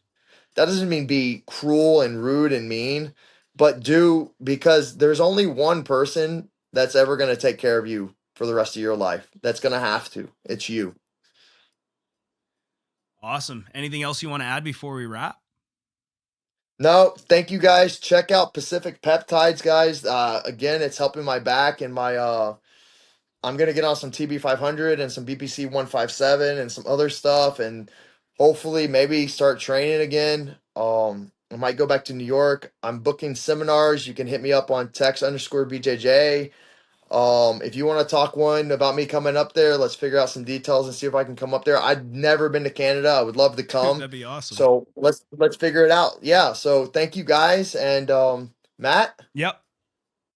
Thank you so much, Tex. Guys, we'll leave all those links that he mentioned in the bottom. Again, I just really want to say thank you so much for your generosity, your time today. I know we went over. This is a longer episode, but man, it was such a cool conversation talking to you, and I'm just so grateful for having you on the show. Thanks so much, Tex. Thank you. I'm grateful for you guys having me, and yeah, I like to talk. I hopefully it's not boring. No, I think it was great.